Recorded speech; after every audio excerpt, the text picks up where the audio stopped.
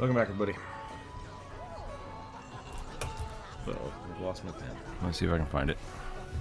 There it is. Okie dokie. What are we doing here? This goes over here. That goes there.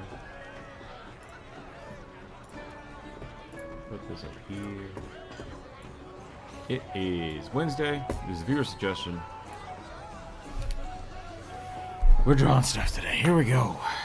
Hope everybody had a good weekend. Hope everybody's week is going all right. Ridiculous weather we've been having. That's not good. Let's double check and make sure we're actually lined up today and that the microphone's working. That would be good. Microphone is working. We're good there. And looks like YouTube is doing okay. All right. There we go. We're on some rugby to warm up. We'll get into it. On some rugbies. Who knows? Who knows what we're doing today? We'll find out. Move that a bit more over here.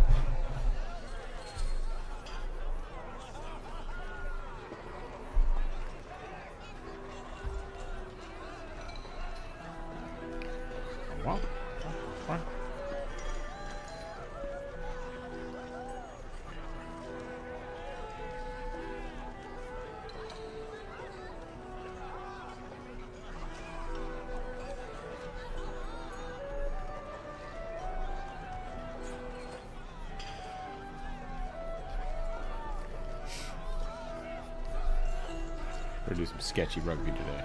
That's the plan. Sketchy rugby.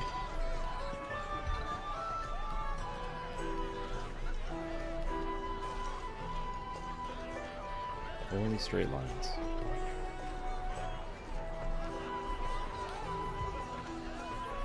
There we go.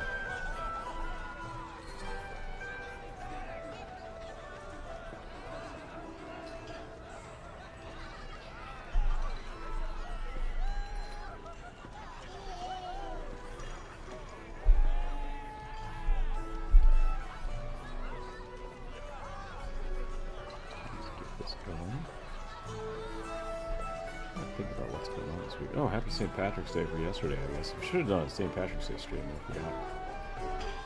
Do other stuff instead. Totally fine.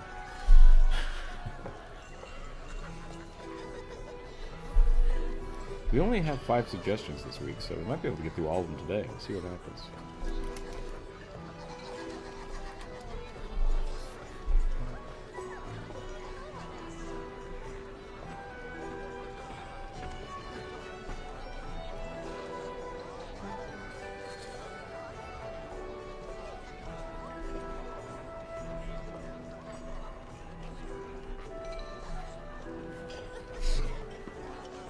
Bionic, welcome in. How are you today?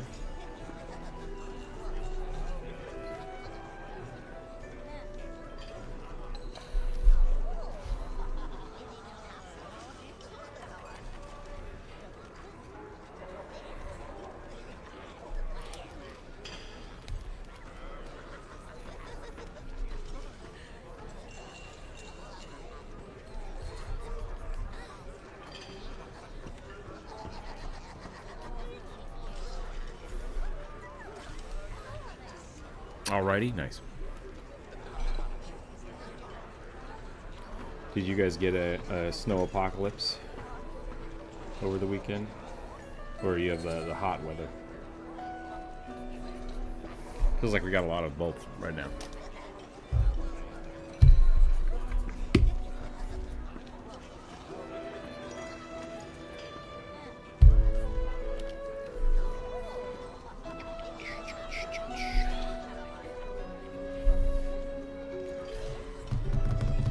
We got freezing rain and then frost. Ooh, freezing rain's no good. We got like 5 inches of snow, and then it melted the next day, so it wasn't so bad. Freezing rain's no good. Especially when it like locks down your car. It's no fun. Skating rinks on the road, yeah, bad. Seattle is terrible because we have so many hills. people think their SUVs will make that immune to ice, and it does not. Because they have bald tires from driving on the highways forever.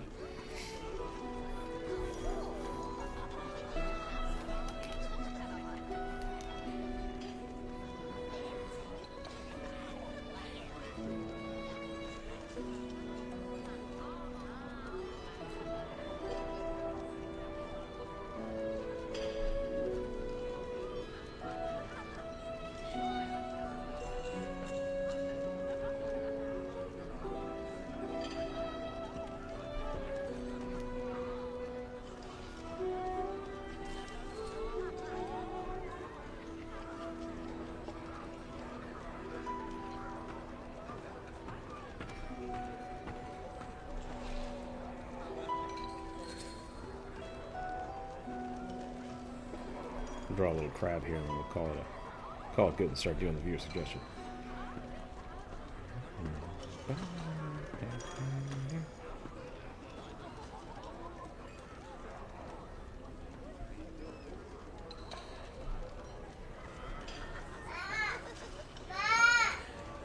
Oh boy. The boy is in excited mode today.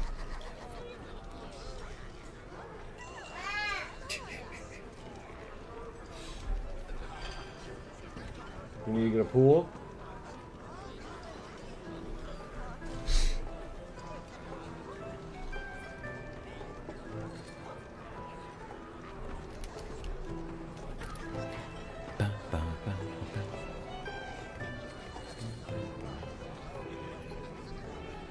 This is the plan for everybody's week.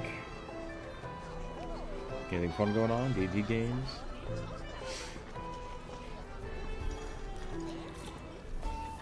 Alexander, welcome in. How are you today?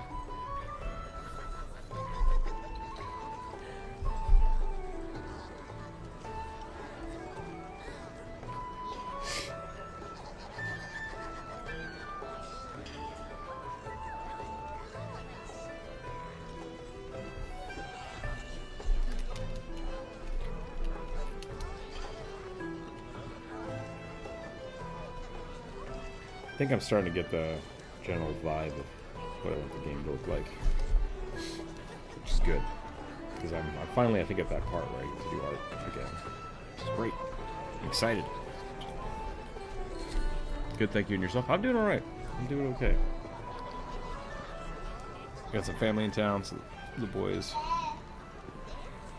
thoroughly distracted today, hopefully, so I don't have to be looking over my shoulder all the time for today, which will be nice. Corvus, welcome in. How are you today? Exhausted. Oh yeah? Chopping more wood, or? No, I just didn't sleep, like, at all last night. I didn't, like, I got maybe 4 hours of sleep. Oof. After that. So, yeah.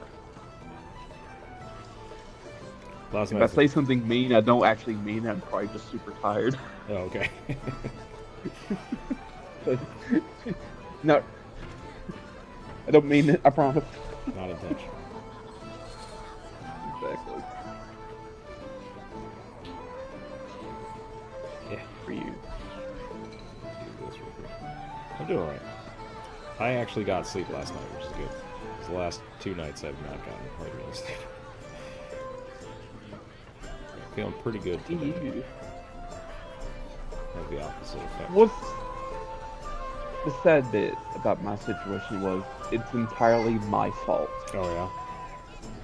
Because I just started scrolling through Instagram Reels and just like, oh no, it's like almost 5:30. You know, I've done that. Like, I definitely know that vibe. With, especially when I was in college. I think it was really bad. Because I would drink, like, way too much caffeine during the day, and I just, like, start playing games or something, and then look, and it's like, oh, it's 4 o'clock in the morning. That's not good. I have to get up for class in 3 hours. That's bad. Yep.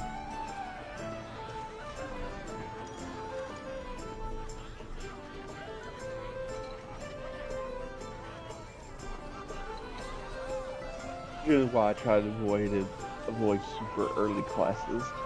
Yeah. Just because, like, I knew I would struggle to get up. So I was like, I like.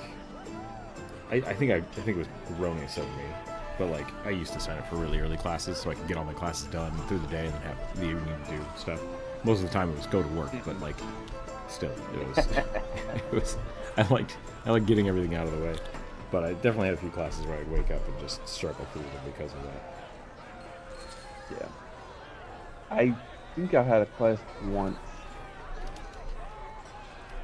Because, like, my school, like, rarely had super early classes. Like, normally the earliest would be, like, 9:30.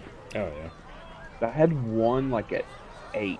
And I'm just like, it had, like, 70 people in it. I was like, I dropped it like a hot tamale. Like, I had a ain't 6:30 class. chemistry class. Ooh, it was bad. It was in the fall, Yeah. and so like fall in Moscow, Idaho at 6:30 in the morning is ice cold. Oh. it was terrible.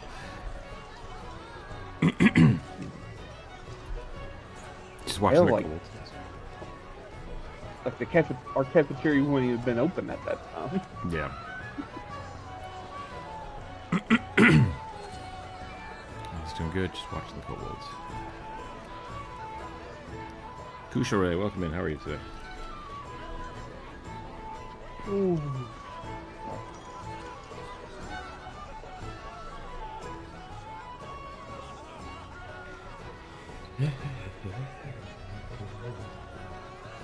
The game is up on Steam. I think it's actually functional now again. After I borked it up. I screwed up the math. And so instead of every time you added an extra person, it added 25% more enemies. It was adding 250% more enemies. So when you added 2 or 3 people in, it would just explode. It did not work. So that's fixed. Started working on the sound, and I realized that I don't have any sounds. So I have all the functionality for like sound effects, but I haven't made any yet. And so the 2 that are there are just like me going. I don't think it's good yet. What's the name of the game? It's called Pearl Core right now. I think that's going to be the final name.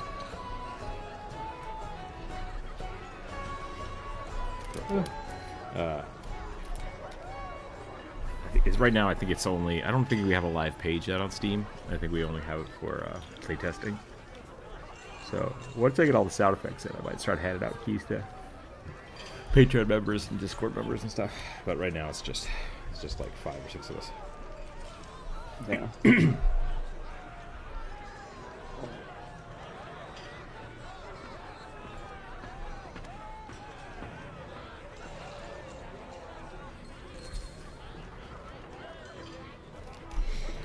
But I think I'm having fun. I have to admit. Go ahead. Oh, go ahead. I was going to talk about something different, but go ahead and finish yourself. I was just going to say, I'm having fun, kind of starting to get to sketch and doodle again, because there's no coding issues. It's just like, okay, what are we actually developing now? And so I get to do that, which is great. There will be many a crab in the future.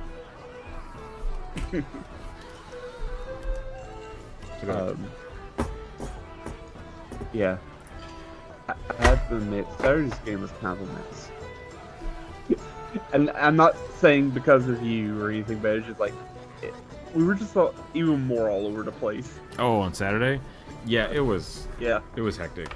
Jumper and I were trying to clean, and the boy was rampaging, and everyone was all over the place, and I lost it.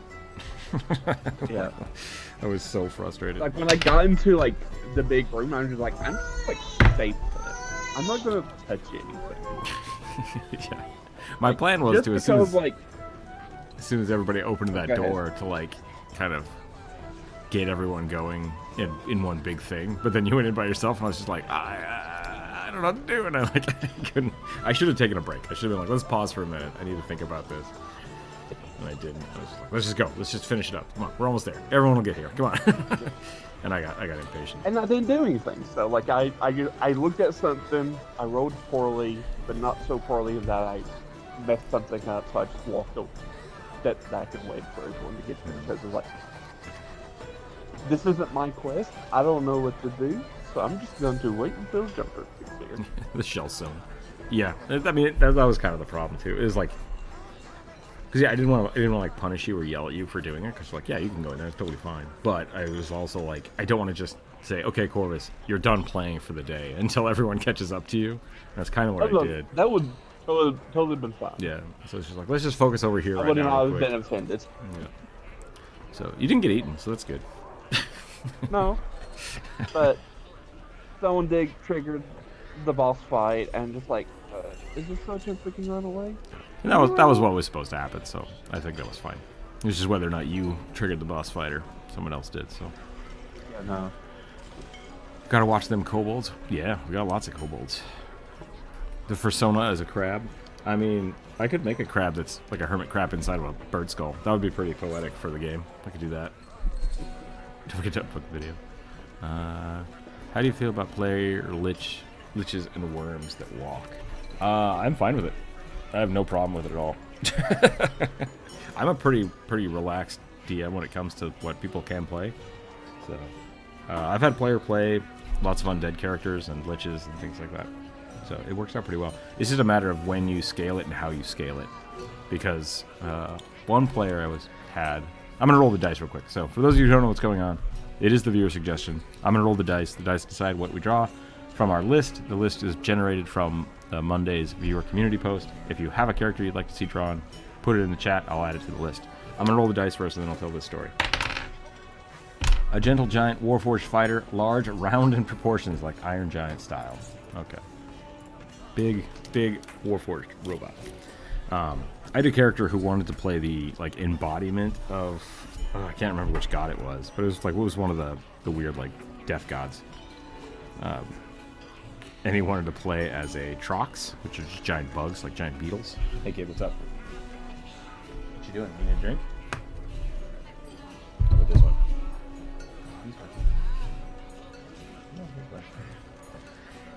Thank you. You gonna go watch TV? You want this one?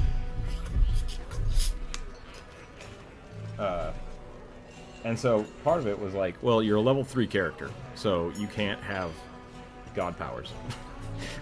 But we should look at your character as being, okay, if you want to be this reincarnated old god, why are you level 3 right now? And that was the character, and that's how we played it.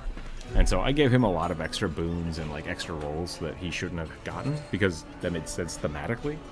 But we still kept him at like a level 3, level 4 power level, which was great. It worked out just fine. Okay, big old robot boy. Here we go.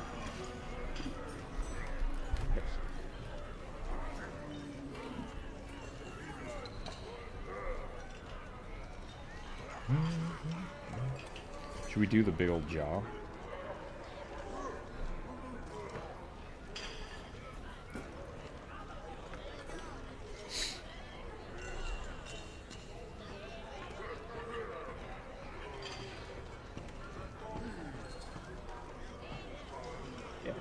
Seriously, I was also trying to rush Saturday. Mm-hmm. Just like, we have been in this room for like a month. Yeah. We need to progress. I'm going to at least get to the main room. Yep. Because it's just like ADHD brain, everyone. Just like, focus, people, focus. We're here on the mission. Yeah, and there was definitely some not team cohesion going on. I do think that is a problem with the multiple characters. Yeah. And I got really frustrated with jump rope at one point because Burning had done something that I thought was really clever, and he was like lined up. And he's like, okay. He even said, on my next turn, I'm going to do this. I'm preparing to do this. And then both Jump Rope and Druid were like, okay, well, we're just going to keep going on. It's like, guy, okay. Like, you should lean into letting Burning do the thing that he said he wanted to do. Yeah. And it was just like, guys, please, just... Because, like, talk. Burning is you wasting a spell slot, a much needed spell slot for possibly a fight that we're going to need in a little bit. To, like, help you all out. So I was a little frustrated with that, but it's okay. Like, I think it was still fine.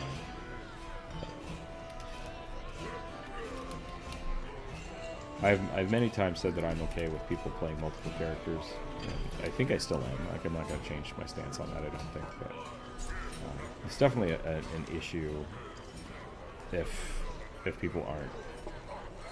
It takes more team coordination than normal to do that. Hence why I just picked one of my two characters. Like, I'm picking you this time. The other one can stay put. I don't need two characters. I personally have a game where party is joining a blood cult to become into vampires. Turn into vampires. Nice. That can be fun.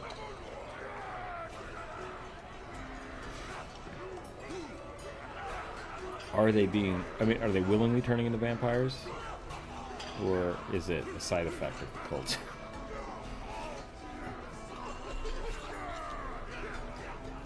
What's the... something in the shadows? What we do in the shadows? Yeah. That was pretty funny.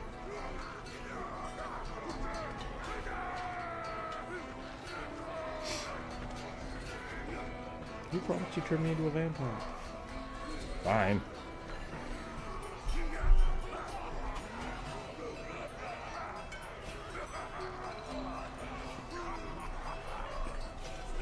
So, speaking of other characters, Mm-hmm.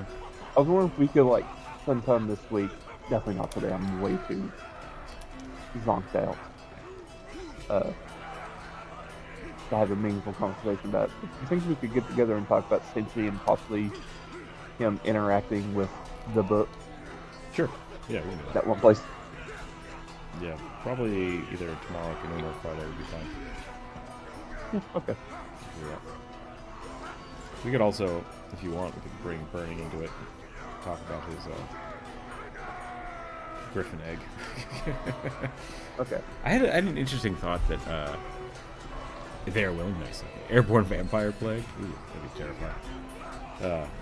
Something that I thought about the other day is we talked with Druid a lot about like environmental storytelling, and something that I think is kind of lost with that aspect of play is treating your environment like a character. Because we haven't done a lot of like character on character role play in a while. And a lot of that is because I've been fast tracking stuff. Like I think the thing with Tim and Hammond was okay, but it was very short lived because you just met them, you kind of already had ideas what you had to deal with them with, and so we're just like combat go. But I haven't really. Antic had a little bit of talking time, but we've been so long just kind of like trudging around. I really should have given you guys a better contact in Ironhold to like wander around and talk and discuss with. But I think it's like you're spinny. Yeah. But I've been thinking so much more about like how the environment can tell a story, and like trying to explain like, okay, you see these things on the walls, like the walls look like this, everything, the sound keeps emanating, and I don't think it's enough. I don't think I've given the environment enough character to replace that NPC, and so I do think I need to start bringing more NPCs into the game. Because like for me, as like, okay, these are like obviously like fire kobolds, like, and I don't have a lot of like you have dragon lore, but it's like I've been like role playing is like, well, I don't know all dragon lore. Like I know dragon lore pertains to like my particular dragons, and like my kin, but it's like I don't know if anyone know. Like, would I know ancient magma dragons? Probably not. Yeah, yeah. I think that's fair. I think there's also that side of the side of roleplay where failure is okay. Like failure is kind of good. It sucks to feel like I need to make a roll here, and if I don't understand it, then I feel like I'm missing something. Because when I examined the rune circles, before everyone else got in, I rolled not great, but not like critical failure or anything like that. But like I gleaned enough that this isn't divine magic at all. This is probably arcane, and Yeah, and I think that's okay. Like, and I never got to explain that to the group, and so it's just like oh, I'm gonna roll this floor, and it's like, man, it won't work. You can give me the chance to explain, but yeah, no, it's probably arcane. Right. So I think that's good, right? Like that's a fine. You made the roll. You got some information out of it, even though it wasn't like super helpful information. yeah, And that's totally fine. Like that's good. I don't think it's as interesting when every player has all the right languages and everything, but it is good to have somebody have the right languages. So I'll be right back. 1 second.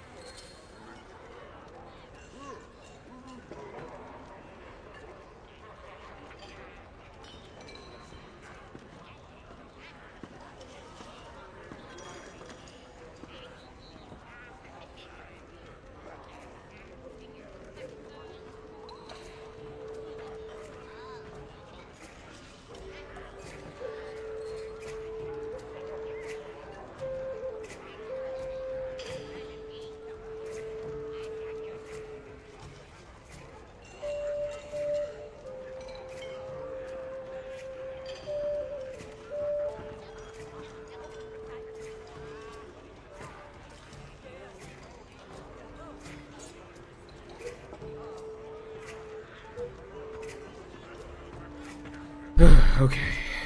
Sorry, I'm back. As because I have a video on the brain about good necromantic immortal beings like vampires. Like you watched a video, or you want to make a video? Or you want my opinion on them? Good wow. Can't talk today. necromantic. Necromantic. Yeah. I think you can have good versions of those. I think like the problem with like the worms that walk and the liches, liches is that like immortal beings might not have morals. Moral, like I think you'd have benevolent, right? Or like good aligned is fine, but who knows if they're gonna be. Yeah.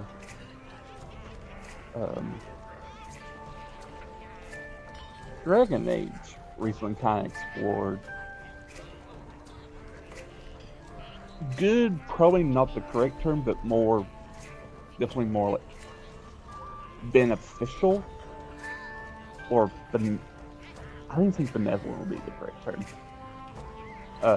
Liches in their latest game where there's this place called like the Grand Necropolis, and it bridges like the two worlds, the physical world and like the Fade, which is where all spirits and magic kind of flow from. Okay.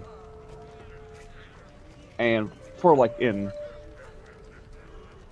Dragon Age, like undead are not like, you're not dragging someone's soul back and showing it back in their body. It's most undead are like tiny wisps, which are like fragments of spirits or like seeds of a spirit that grow. Interesting. And you like stick it into a skeleton. So just spirit can, possessing like, a dead body. Yeah. Cool. But there's the people who kind of run the necropolis, they're called the Morn Watchers. And apparently they have liches that are like, kind of like, are at the very top of the ladder. Sure. So here's the... And... Oh, go ahead. Finish up. They were kind of interesting. They were just like... They're not, like, super concerned about, like, their personal powers are very, like, we're here to, like, maintain the balance type deal. Mm-hmm. So, like, they're not necessarily, like, probably super good, but they're not, like, over here to sacrifice this whole village for your souls type deal. That's what I was going to get at, was, like, if you look at D&D liches as they were in older editions, like, the reason that most undead is evil or is evil aligned, because, like, necromancy used to be how you healed. Like, all healing magic was necromantic. Because you're affecting the human body. So necromancy isn't inherently evil, but it is if you're like subjugating somebody's spirit or using somebody's body without permission. So and liches specifically were designed as to become a lich you have to sacrifice like 100 souls. And so like that's inherently evil. Unless like right. So that's why you have the negative connotations of it. And like even when you go back further to like Lord of the Rings, which is kind of the basis for the necromancer archetype anyways. It's very much like Sauron was supposed to be the prime evil, and therefore like that's why necromancy is evil, because Sauron was evil and the necromancer was evil. So if you want to build those things out and not an evil way, you kind of have to change the fundamental basis for what a lich is. Because if it's just an undead immortal thing, that's not apparently a lich, as the way 3.5 or 2 second edition would say it is. At that point, you're just undead, and that's totally cool. You can have benevolent and good aligned undead things. There's nothing wrong with that. Yeah. Like all of the psychopomps, those are technically good. Good-ish, right? Like they have a purpose. They're helping people transition. They're like neutral. Yeah. Death they're beneficial for the living. So I think there's a lot of a leeway there for you to kind of write your own story, but you have to be careful when you're using the term like liches and stuff. Yes, they work thematically, but you have to define that it is separate from like a 5e lich. Yeah. And with vampires are another weird one, because vampires are inherently predators in most storytellings. Yeah. So it's sort of like Pathfinder's reasoning, for at least in 1E, why most undead are like evil. is because like necromantic energy that's like fueling them is inherently, maybe not necessarily evil, but inherently is very parasitic for living things. Yeah. It requires you, like, all undead consume the living in some form or fashion. And even beyond And that, like so, it goes against nature, right? Like the natural order yeah, of things. And that's why uh, what's her name? Shoot. The Raven Queen analogy.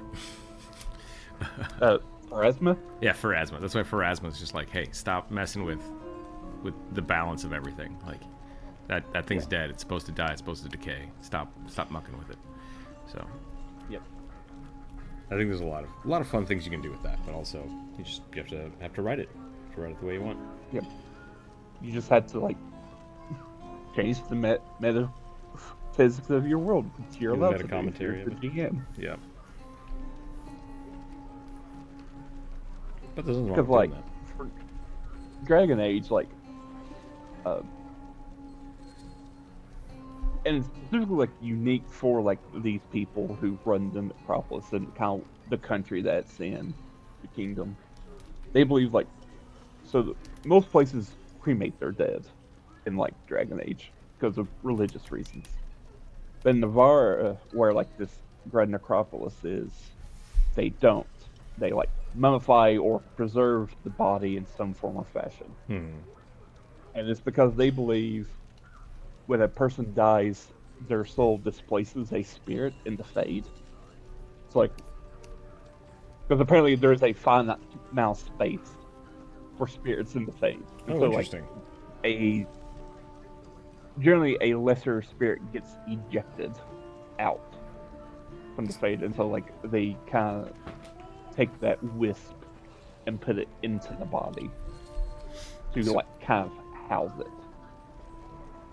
That's kind of cool. And So death is kind of violent. yeah, For both sides. yeah. And so like they're like, well, because they're actually like, oh, we don't want that to happen because we need to maintain the balance, and so like we'll prepare your body and house this wisp in it, and if we need to defend ourselves, we can rouse that wisp to do our bidding occasionally. I was like, that's neat. Yeah. That's a unique way of looking at like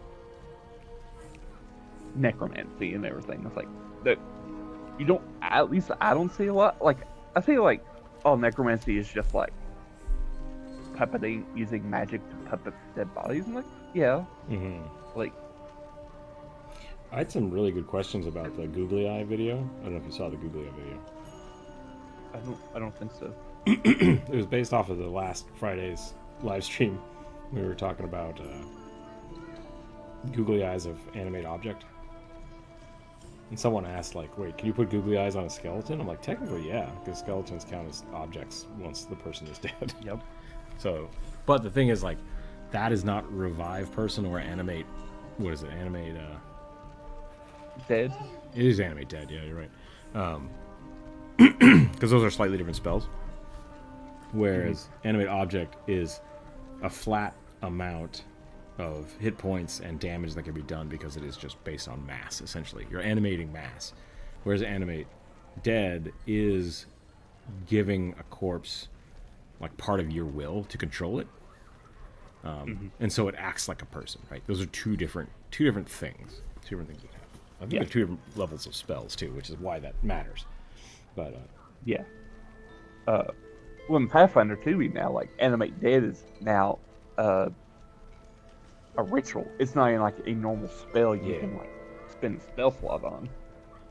The one thing I do like with like Pathfinder that they're doing now is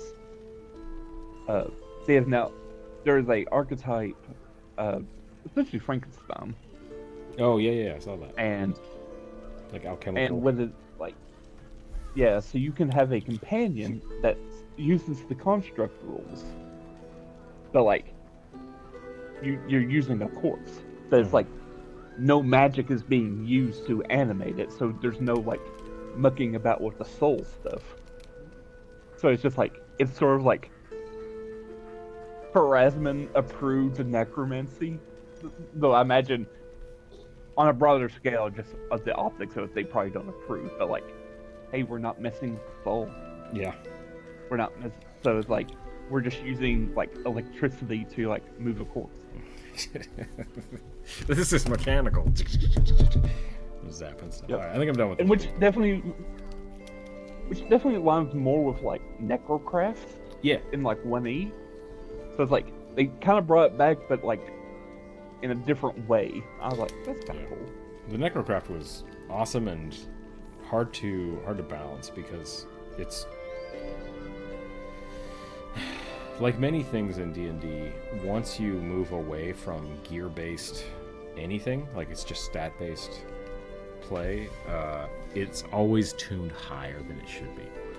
So, and that's why like monks are so powerful in general, because it's like they're not supposed to be based around the gear you find. They're just peak good to go. Like ready to go. Yeah. Out of the box. And the Necrocraft was like that, because it's like, well, I'm going to give them grapple, I'm going to give them crush, and then and they just always win. They always win because they have to be tuned high enough to fight a boss. And so I think in 2E they kind of said, you know what, it's okay that summons don't dominate bosses, so we're gonna tune everything down a little bit. So it'll be interesting to see how that works out. But yeah, I like the Necrocraft where you just kind of get to create your own thing. I think that's a good thing to add to the game. All right, there's my brawler robot. Pretty happy with this bad boy.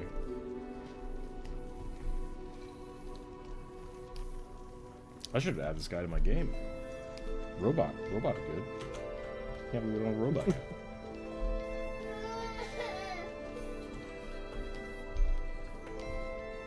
Guess I'm not a robot person.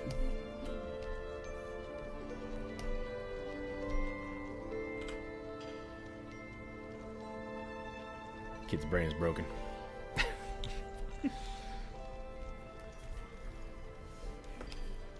Okay. Rolling dice. Here we go.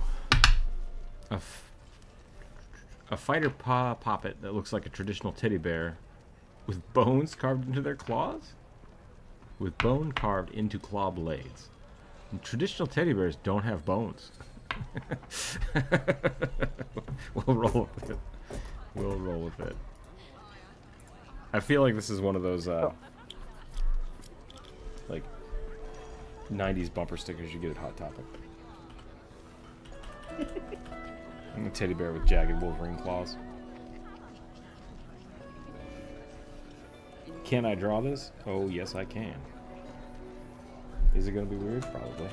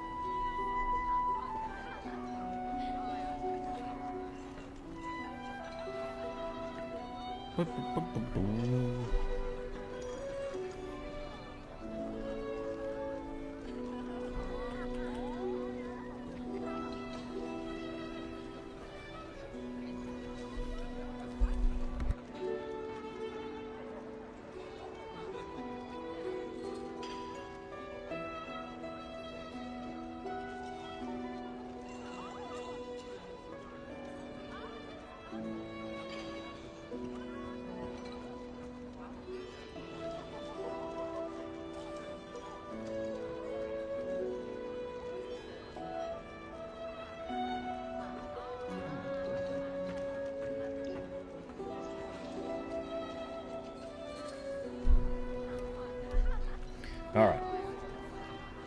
Buttons. Button eyeballs.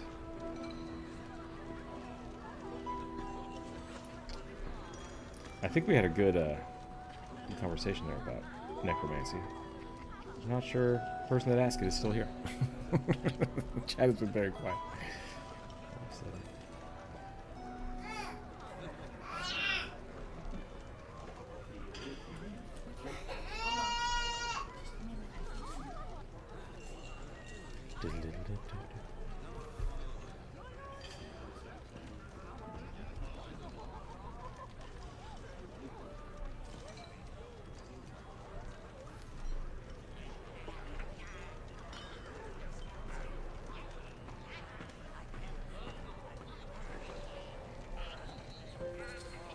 What kind of noses do teddy bears have?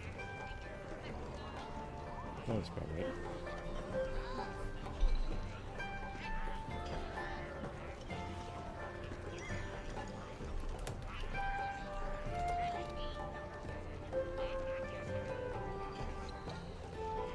They have a upside down rounded triangle.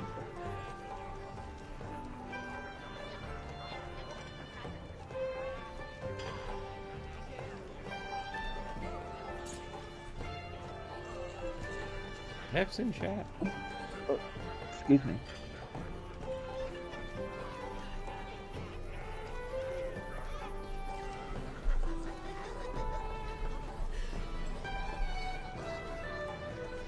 I feel like I've accidentally made a mouse.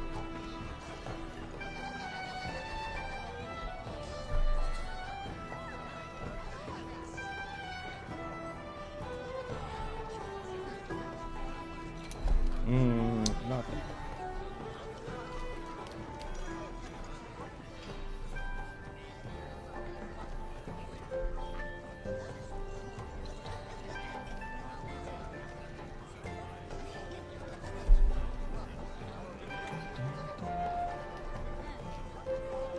Apparently the teddy bears are dark and ink.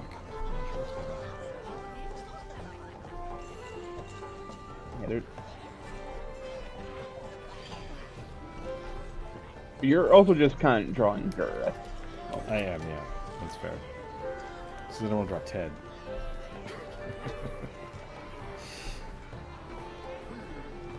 I can't believe Ted got a TV show. Man, yeah, it's fine. Sorry, that was me about to say something and then I corrected myself.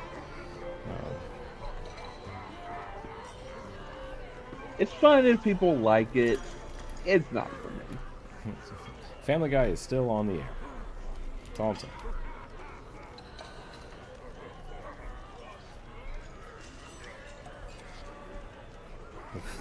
The longer it goes, the less I think Seth MacFarlane is funny. Is Ted also Seth MacFarlane? Yeah. Yeah, he's the voice of Ted. I didn't know that. Like, the Orwell was fine. Yeah, it was alright. Like, I feel like it was less Seth MacFarlane. Even though he was the main character. Yeah. It didn't have the same format, right? It wasn't a lot of non-sequiturs, which I think was really helped. Yeah.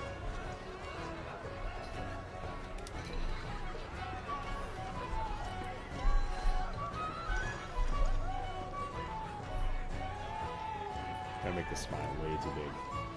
They also weren't like, he also wasn't seemingly afraid to like get serious sometimes, which I thought was refreshing. I think that is like, refreshing. Thank you for being serious occasionally.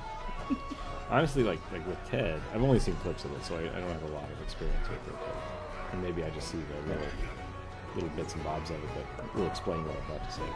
That like, it feels a lot more like stand-up, where it's just which is a good format for a TV show and maybe the movie, but I just don't have patience for it anymore. Same thing with Family Guy. Like clips from Family Guy is funny, but like 30 minutes of it is too much. 30 minutes of it is too much. Like, did you see that Brendan Lee Mulligan was in an episode?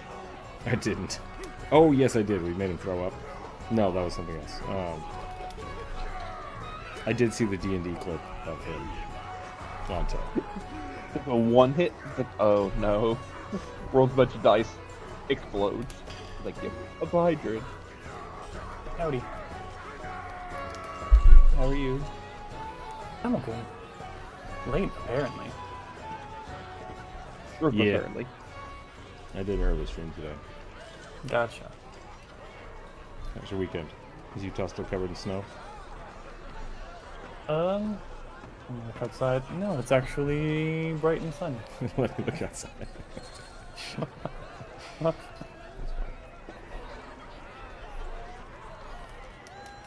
We actually, the storm never ended up hitting us. Weird.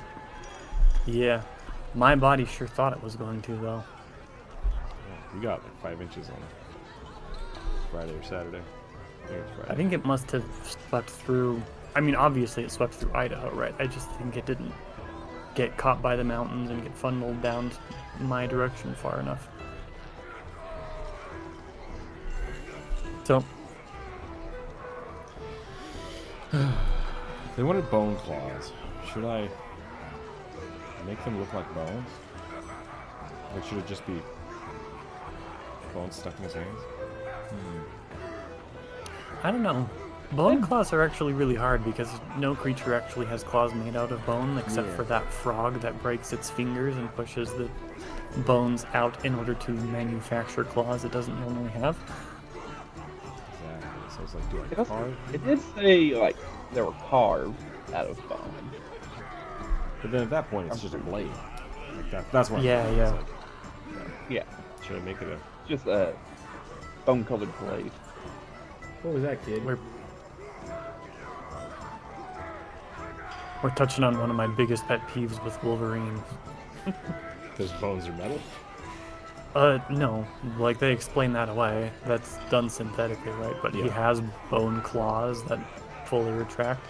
And I'm like, but that's not really how biology works. That's not how claws And- work. That's not how retraction works. No. It doesn't make Yeah, sense. none of that really makes any sense biologically. And then, like, specifically in all of the movie adaptations that have actually shown bone claws, they have to do some real fucking, like, visual gymnastics in order to make them look like bone. Yeah. Because, like you said, with once a bone is sharpened into a blade, it's just a blade. It's just a white, opaque blade. It did always bother me that they like jut out of his skin. It's like, why? Yeah, Why though? yeah. That doesn't make any sense. Shouldn't That's they his just be? healing factor. Because like Sabretooth Sabretooth makes way more sense. Yeah. Where he's just like, I'm a sharp guy with claws. It's like that's how claws work. Good job. Yeah. Wolverine is weird.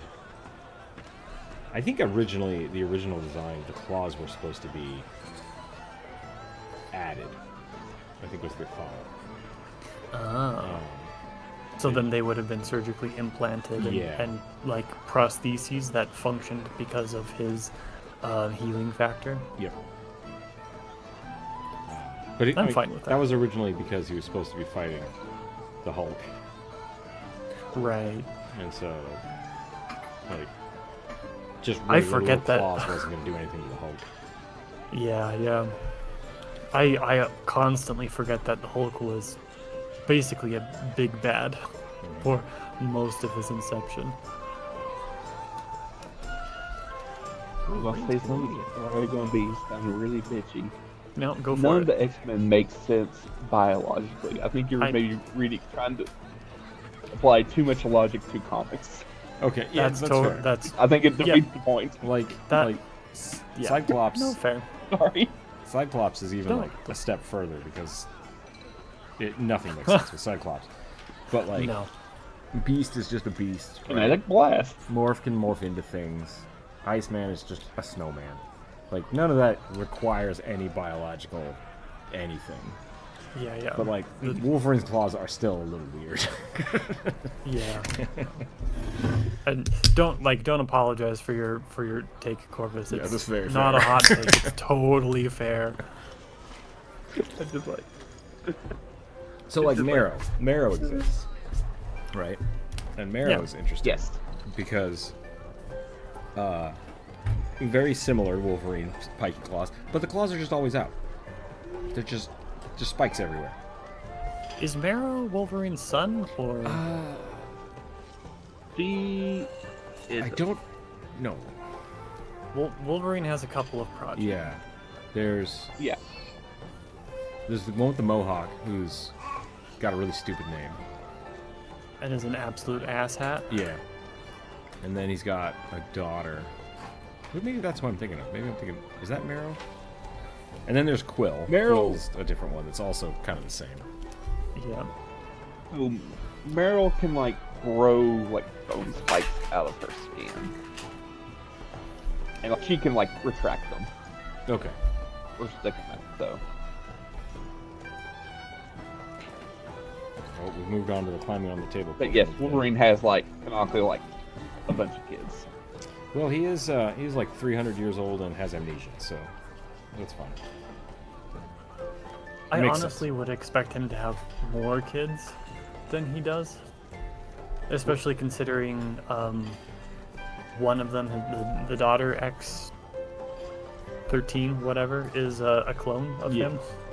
There were a handful of clones that I think most of them died. Yeah. I don't know. Drake. Yeah. I think his name is Drake. Or Draken or something. Hang on. I think it's Draken.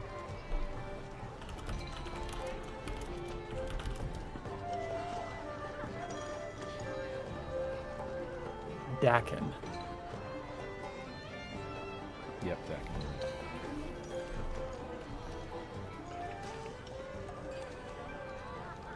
Yeah, he's got the third claw coming out of his wrist, which I think is Yeah. just more stupid. Doesn't matter. Does not matter.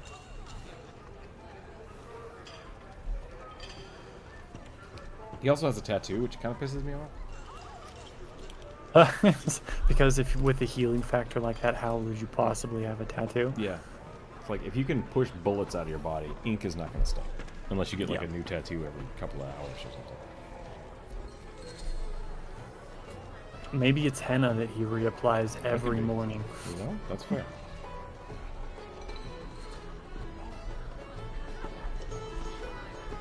That's my hot take for the day, so I'm not good there. That's as spicy as I want to get today. Mm.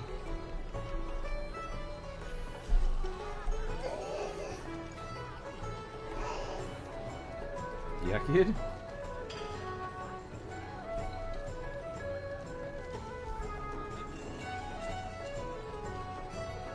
Did you get a chance to play the game Yeah. called Druid? okay if you No, didn't. not yet. I haven't talked to anybody last couple days, basically. I did some fine tuning last night so that the melee characters feel a little snappier. I think that helps a lot. Nice. I added a bunch of cool stuff. Now I just gotta start making things. I have all of the audio hooked up, functionally in scripts, Mm-hmm. but I don't have any sound effects.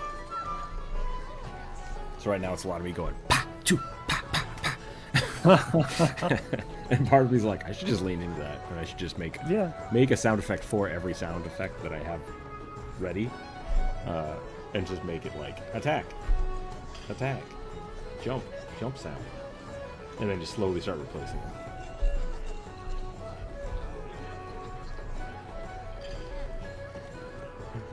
That would be very funny.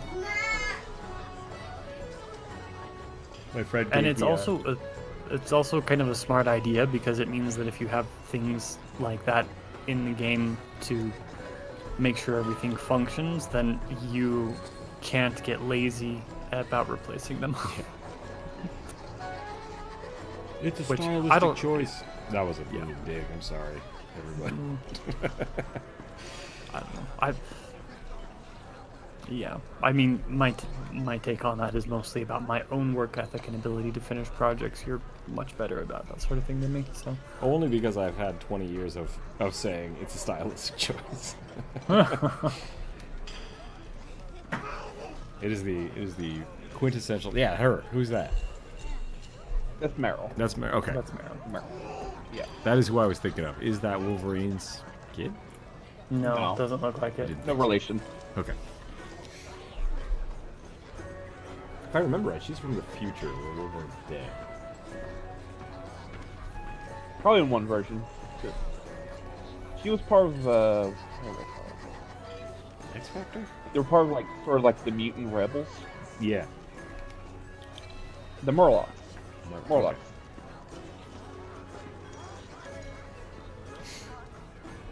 I'm kind of mad at Marvel for using Morlocks as a name for that group of mutants, but also it's kind of like the most poetic name they could have chosen. Yeah. Well, what did you want to use it for besides the weird future creepy goo things? Well, no, just because of its origin and the novel The Time Machine. Yeah, isn't that so? That's Yeah. Oh, so you're upset that, I- that Stanley just verbatim took it? Yes. Okay, that's fine. That's understandable. I mean, they are underground living mutants because their mutations are too An homage, you not could say. human. Yeah. Yeah. I mean, look, it fits. Because there's It fits beautifully. It's absolutely perfect. It is property theft, but I mean, the Time Machine is such an old novel. It doesn't Actually, probably yeah. doesn't really matter. That might be. I mean, I'm pretty sure that's Creative Commons right now. Yeah. So like, Yeah. technically, we could all make more lot stuff. I mean, I think they are in both versions of Pathfinder. I think. Yeah. I don't think D&D has touched them for 5e. Were they crab people in the book, or were they weird monkey people in the book? I think they're weird. Oh, no. In the book, they are devolved humans. That's right. They devolved, and then when he went super far into the future, it was like eldritch crab beasts, and he decided he'd Yeah. gone way too far. Yeah, but that was specifically, that was after the sun had burned out because he didn't understand enough about how the sun burning out would destroy the solar system. So he was just like a dark world and a primal ocean with unspeakable things surging underneath the waves of the beach on which he sat. Time Machine is a really trippy book. It is. It's very good. It is one of the few classics I actually enjoyed. Every now and again I'll read Journey to the Center of the Earth, Yeah. and like it kind of drags in the middle, but it's got some Yeah. cool. I say that I've created like a Hollow Earth thing for a Pathfinder game, so maybe you guys knew that. But yeah, I dig it. I dig some old sci-fi kind of time. Yeah, same. Let me save this out, and then I'm gonna start the next one here. YouTube chat got real quiet. Are we still online? Are we still streaming? Yeah, I think so. 4 people watching. Alright, sweet. Are you on the internet? My computer's being real dumb right now. Hold on a second. I'm trying to screenshot this, but it keeps disappearing. My mouse is like super not sensitive right now. What's happening here? Am I in the wrong setting? Kid, what did you do? There we go. Robot. Ribbit. Robot.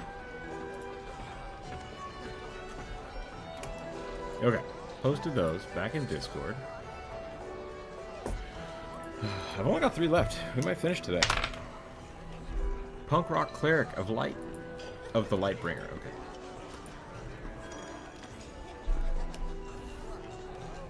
And then Friday, maybe we'll work on the game. We don't. Yeah, that sounds like fun.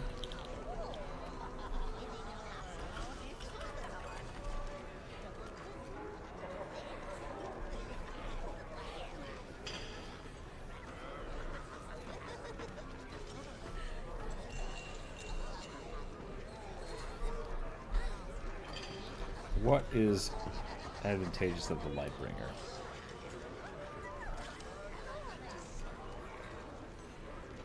Oh, you know what the Lightbringer is? It's Saren Ray, isn't it? It's the Saren Ray. That's the Dawnflyer. No, I think it's the. Lucifer. I think that's what Critical Role Name.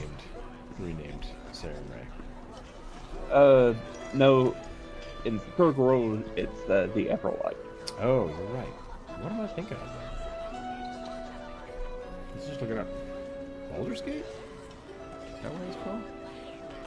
Maybe. Dawnbringer? Yeah. Let's see. Apparently it's a sword. Yep, D&D. an Elder Scroll. Oh. Oh, is it an Elder Scrolls god? No. Maybe I read it wrong. Dawnbringer. Lightbringer. Lightbringer.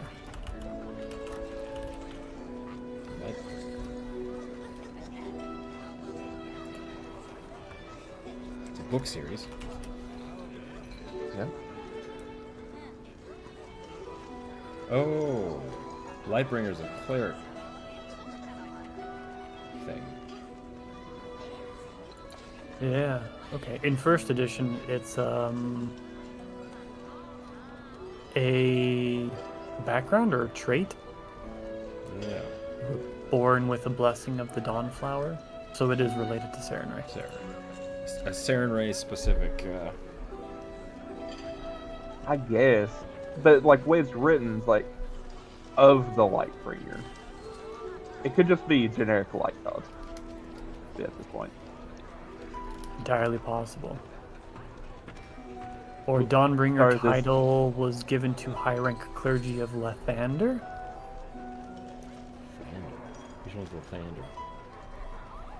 So he's sort of like D&D's version of Sarenrae. But a dude. Lathander, a Faerunian greater god with a vast portfolio, including birth, renewal, spring, and youth, as well as athletics, self-perfection, vitality, and creativity. This is Apollo. Got it. Yeah. Also known as the Morning Lord, symbolized by the rising sun. Yeah, it's just Apollo. Who's the god of dance? Well, which pantheon? And what? In Pathfinder. Nope, 5e. In 5e. There is one. What's her name? Starts with an L. Yeah. Illustriae? Yep. It's What? this one. Forgotten Realms. When you said Lathander, that's what I thought of. I'm like, no, I don't think that's right. I think it's this one.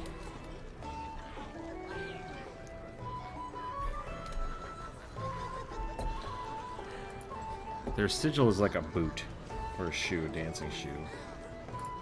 Oh, never mind. That's not who I found. It doesn't matter. I found a chaotic good drow goddess of beauty, song, dance, freedom, and moonlight. Nice. Illustrahi. Yeah.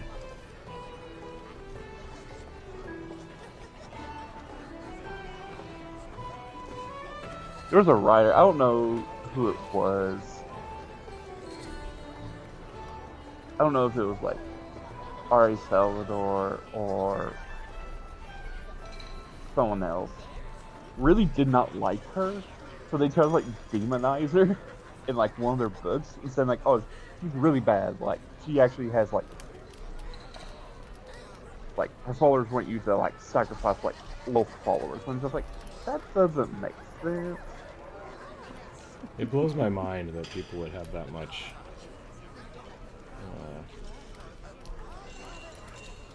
Vindictiveness. Maybe not. Yeah, that works. Vindictiveness works, but just like care that much about something to go that far. Yeah, exactly. I must besmirch the name of this made-up god to somebody. Somebody else. Because I want my drug to be evil. How dare you?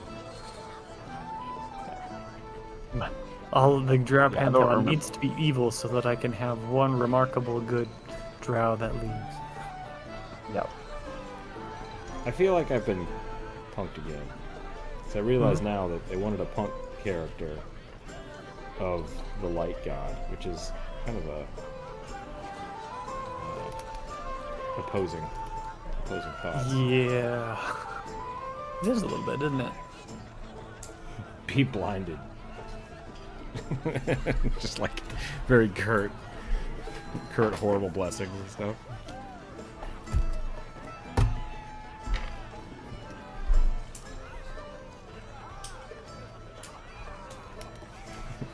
Be blinded by the light, you fascist piece of shit.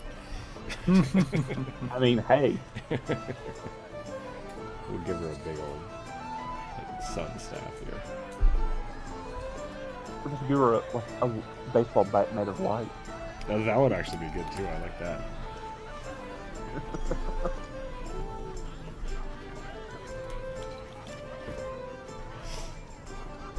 Could give her a jacket. Give her a punk jacket.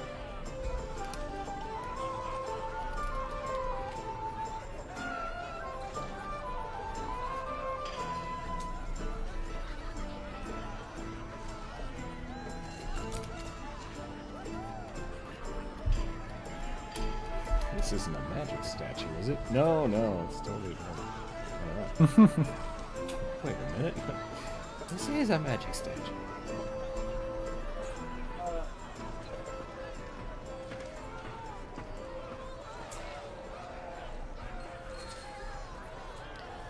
Sorry, just kind of lurking and listening to the kobolds play.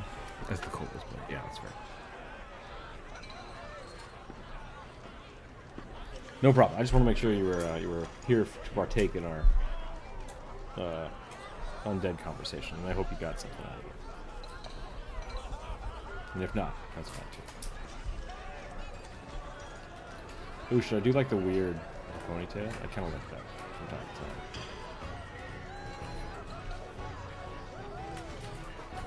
The rat tail.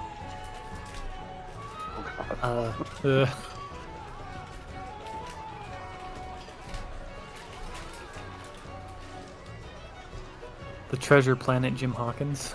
Sure.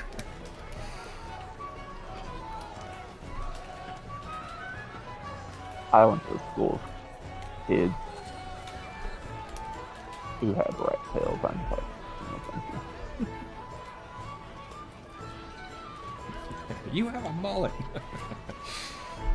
Yep. Back in.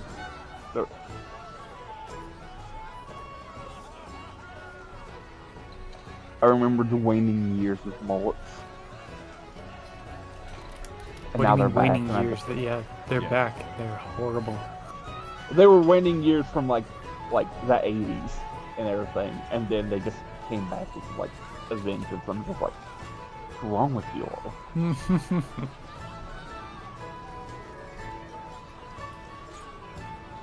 I had the Mark Hamill for a very long time.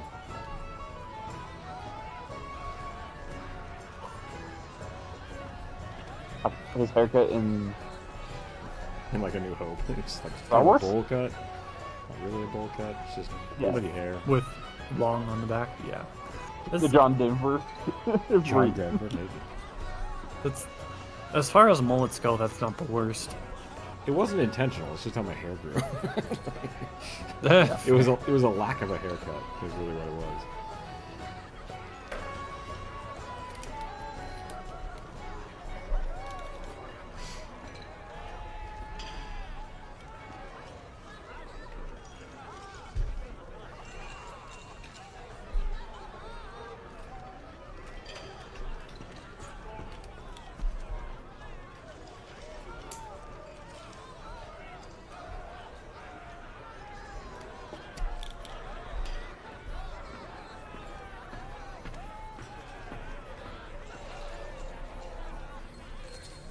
I'm not remembering wild haircut.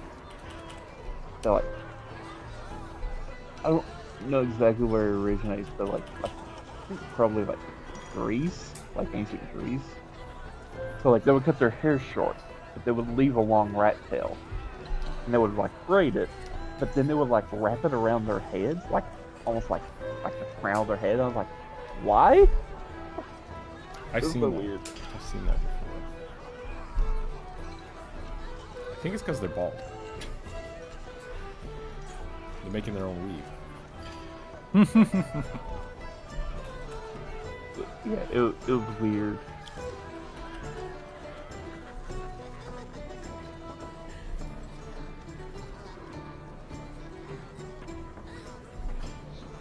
We don't think about it enough, but human head hair is really weird in general, just on its own anyway. Yep. Alright. Dropping topic there because I'm very sensitive to that hair. I continue to go bald, so I won't have to worry about it for, well, not head hair, for that much longer anyway, so. That's fine, we can change the subject. I learned about spectral bats today. Spectral bats? Yeah, they're the largest species of bat in North America. Okay. And they look like fursuits.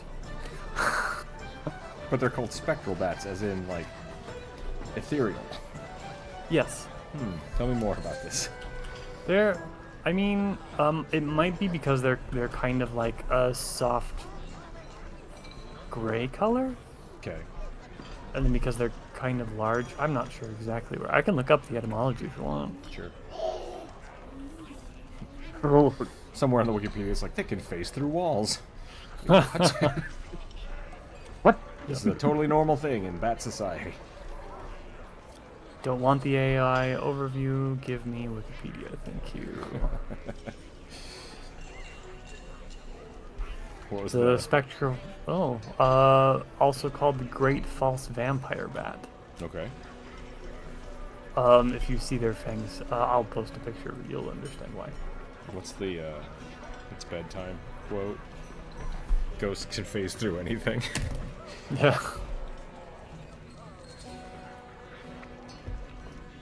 Snakes can open doors.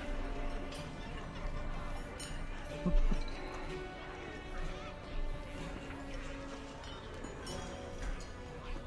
what color? I think I know the video that you were talking about. Did you see it as well? Because I know Spectre Bats. Because I recently saw a reel on Instagram about them. Oh, yeah, it might have been the same then. And there's like looks like a guy doing stand-up comedy, but he's talking about bats. Have you guys seen the puppet? The bird puppet? Not mine. There's a stand-up comedian who does puppet work. And he just he just rants about stuff, but a lot of it's like video game based, 90s nostalgia based. That's pretty funny. That feels like something he would talk about. Goddamn spectral bats. I might know I think I do know who you're talking about. I have not heard a bird rant though. I love to hear your opinions on things. I may not always agree with your words, but I always thought-provoking. Yeah, and that's totally fine. You're absolutely welcome to disagree, and I think sometimes hearing those disagreements are very worthwhile. So. Yeah, I disagree with Jordan Rick all the time. Yep. Because they're just really wrong.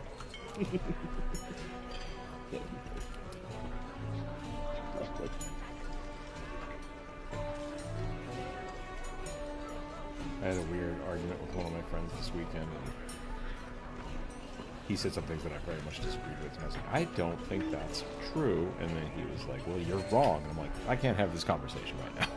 I just can't have this conversation right now. We will have to talk about this later. And that's been my, like, the thing that's been burrowed in my brain all weekend. It's like, figure that out.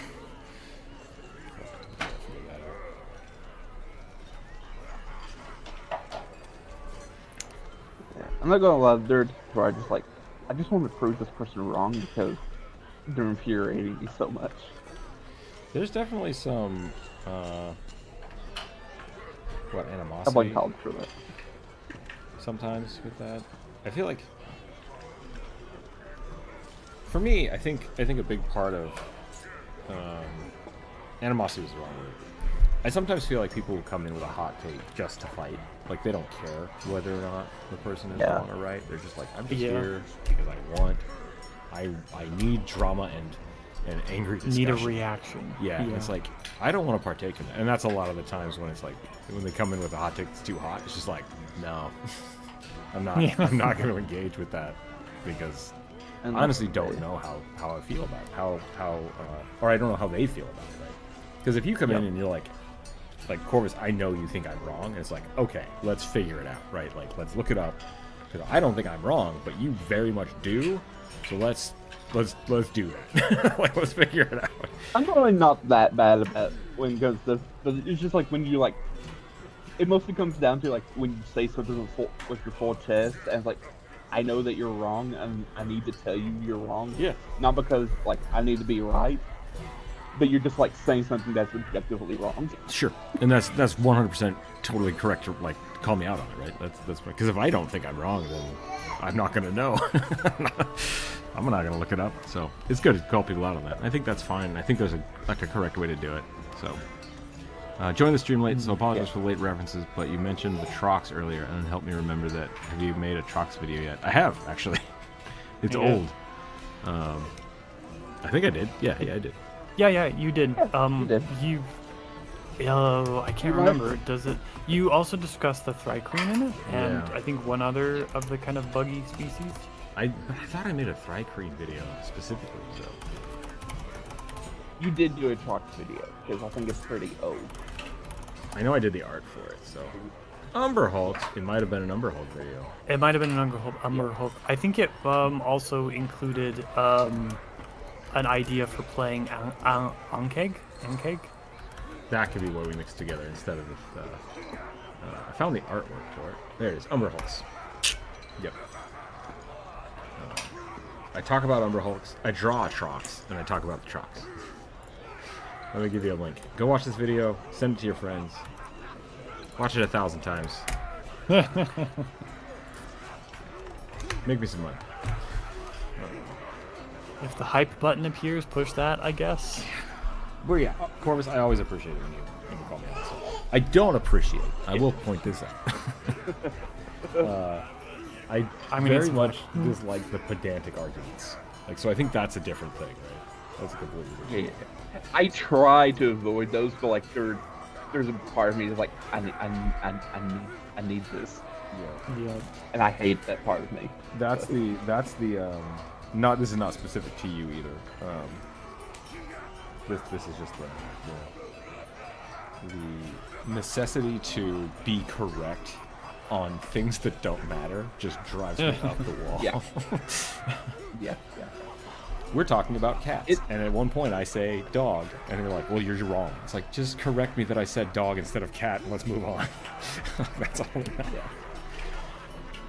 Honestly, like yesterday was really a trying day for me because yesterday was St. Patrick's Day. And anyone who knows, there's always going to be a lot of people who make, with their full chest, the statement that like the snakes that Patrick ran out of Ireland were druids, he genocided druids. I was like, that's just objectively wrong. I thought it was false narrative. Yeah, I thought it was Protestants. My mother, I asked her about this yesterday. Said, do you want to come back in here and correct this? Yeah, please Snakes give us to the. St. Peter ran out of Ireland. St. Patrick, you mean? St. Patrick. I said St. Peter. St. Patrick. Oh. And remember the corrupt officials of that state. And that's just a symbol of the snake. Metaphorical snakes. Never heard that one. It's just, there is this. I did hear. It's just there are people who want to demonize the Catholic Church for like, arguably like the wrong person. Like if you want to do it, there's other ways to do it. Yeah, St. Patrick is not the bad guy. It's not. No. Yeah. No. Columbus. Yeah. Fuck Columbus. He should not be. I don't think he's a saint. I think Columbus he a is. saint? Columbus isn't a saint, right? But we do have like the Knights of Columbus is a thing. So the Catholic Church does acknowledge that he was Catholic. Yeah. Yeah, which was Catholic. Yeah, was Catholic.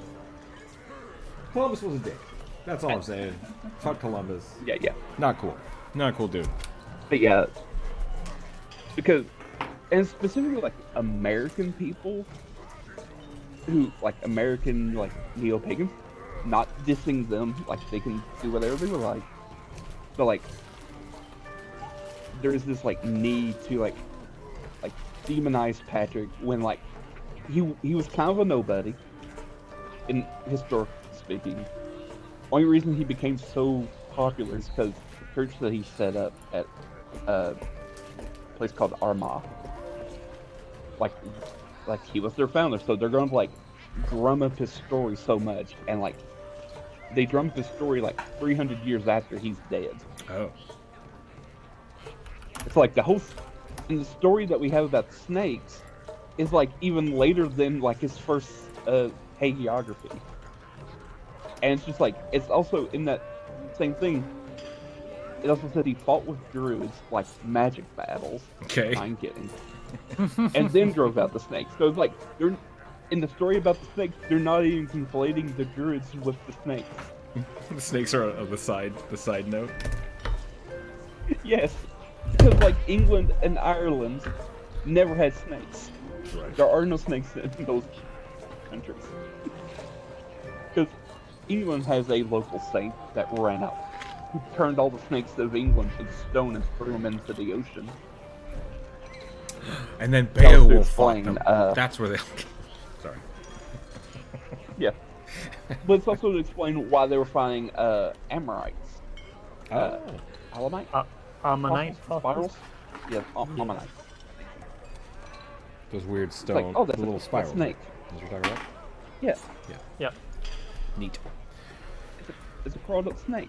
Stone, clearly, a snake turned into stone. But yeah, it's just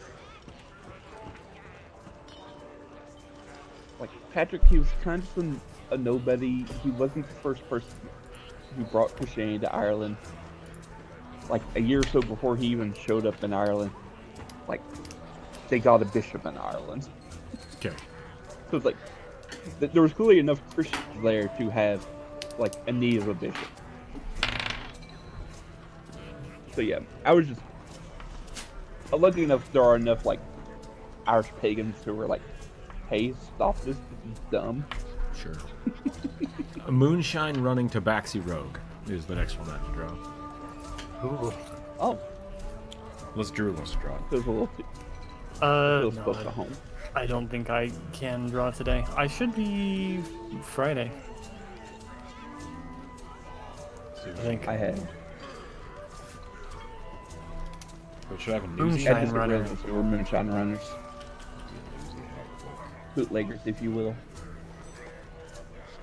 So then, do they need like the 1920s cap and like a fancy suit, fancy four-piece suit? That's kind of what I'm thinking. I'm thinking more like a. Yeah, no, that's better. I was thinking not of a four-piece suit, but like a little suit jacket, maybe a scarf. Yeah, I think even some were even like involved with Bob, but they disappeared. So Almost definitely. But I'm thinking far too early time period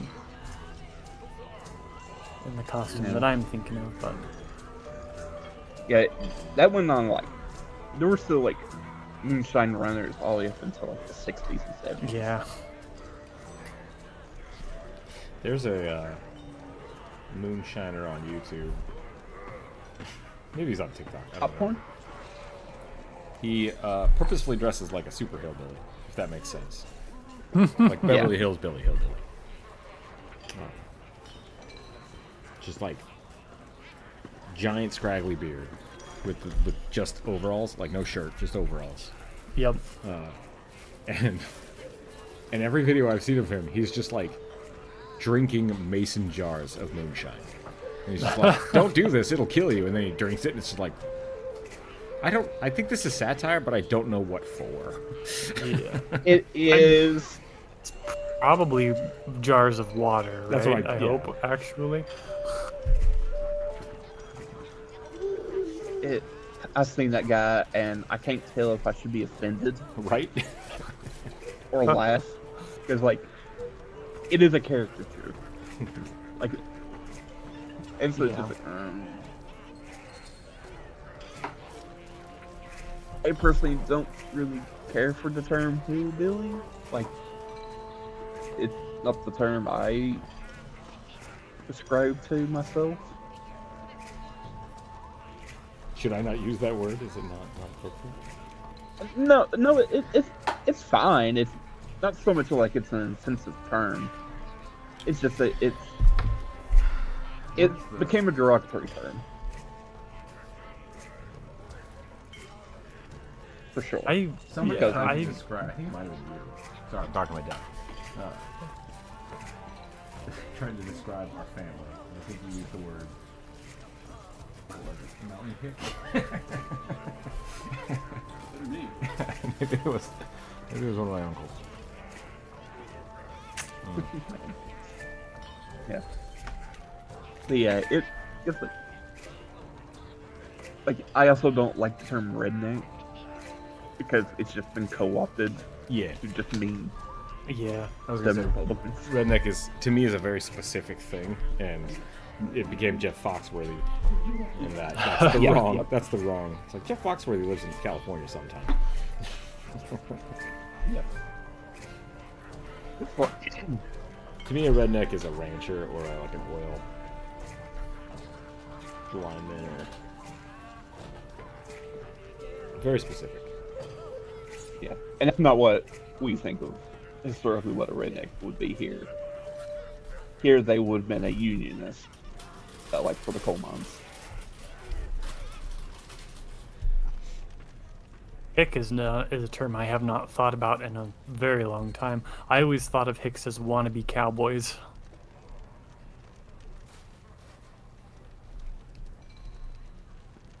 But I'm thought that was like a dude. I grew up so suburban that I don't really have any good foundational idea of what a hick is. And Corvus, I've never thought of you as a hillbilly or redneck or any some such. Hick, from the Webster Dictionary, a unsophisticated person with a local or restricted interest or outlook.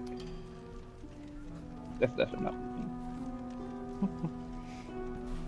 So it's a dumb nerd. I mean, yeah, technically. Yeah, in the same way a gym bro is a dumb nerd. Yep. I'll be right back. Give me a second. I gotta go change. Sure. Oh.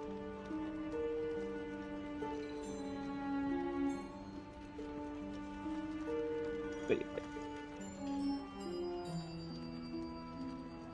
Like, if people want to self-identify as like a hillbilly, that's fine.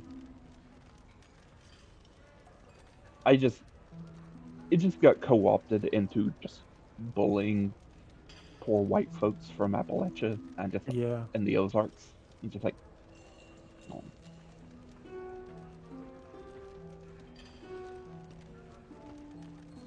Well, you're just a dumb hillbilly. What do you know? I'm like, more than you, jackass.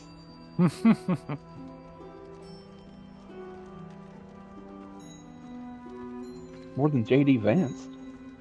He was not a hillbilly. We don't claim him.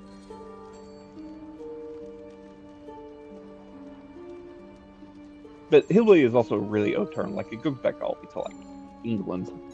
Or the British Isles. Yeah.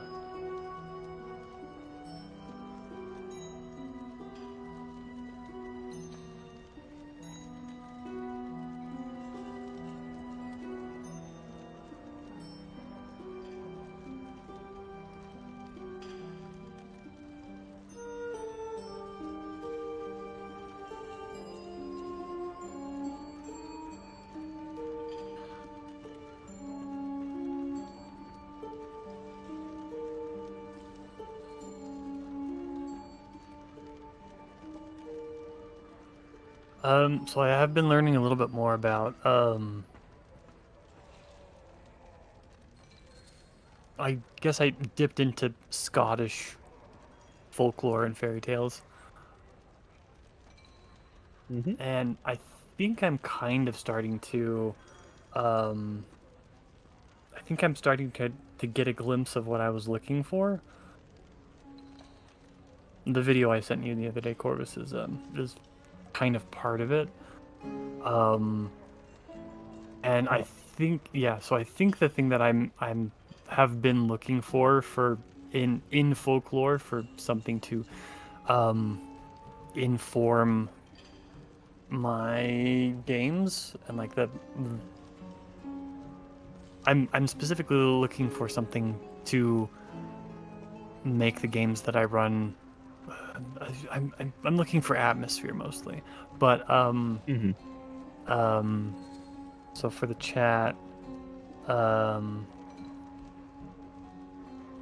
saw this. Well, I eventually ended up with this Irish guy, as shorts on, no, reels on Instagram, and he was talking about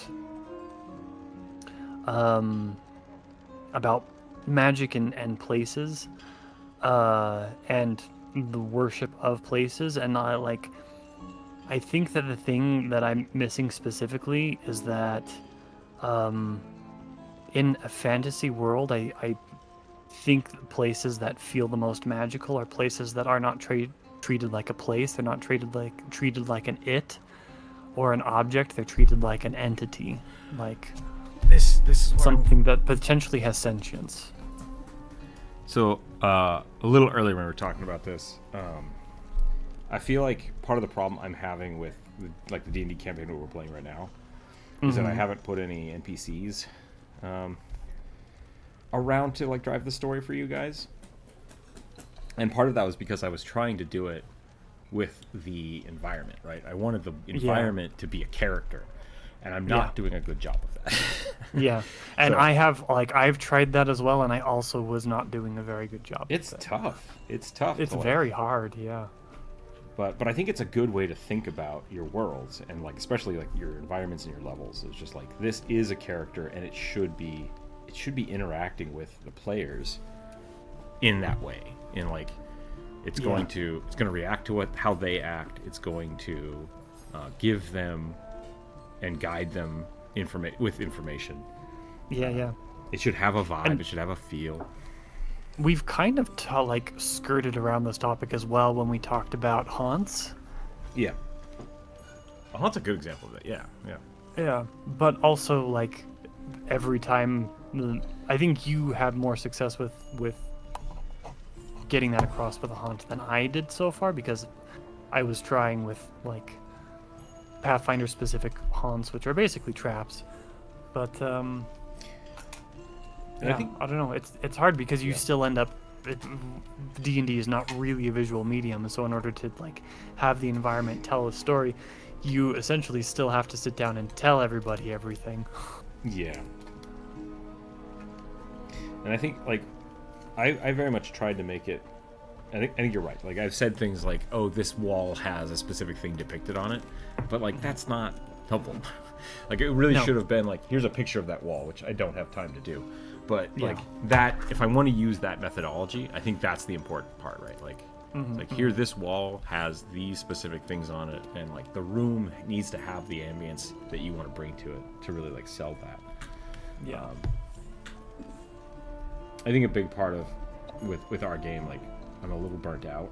Not like burnt out. I don't want to do it. I'm just like I've just got so much shit going on right now. That's Yeah. okay. You're in the room. You're doing the thing. Here's the stuff. All right, go. And it's like that's not the appropriate way to sell the mood of this room. Yeah. And I need to get back on my game that way. Yeah. And I'm sorry for snapping at you on No, Saturday's you're right. game. I mean, like part of the thing was like I snapped a jump rope, and because it's very much like I'm trying to do a thing. Yep. And I'm also watching the kid, and it's like you could be watching the kid, but she's also trying to do the thing. So it's like there's this split attention, and it's just really tough to try to balance that all out. Yeah. I think you were right to context, call me for out the- on it because I was wrong. But For context for the chat, what happened is there was the kind of like the beginning of an altercation, and Brooke said, "Okay, so this is what's happening. Does anybody want to do anything? If not, I'm going to start doing a thing." And then he immediately started doing the reaction without giving anybody a chance. And Jump Rope was trying to do something to mitigate the situation. from my perspective, I asked, and then the kid did something, and I looked, and I waited, and I didn't hear anybody talking, and I dealt with the kid, and I turned back, and I'm like, okay, no one said anything, so I'm just gonna go.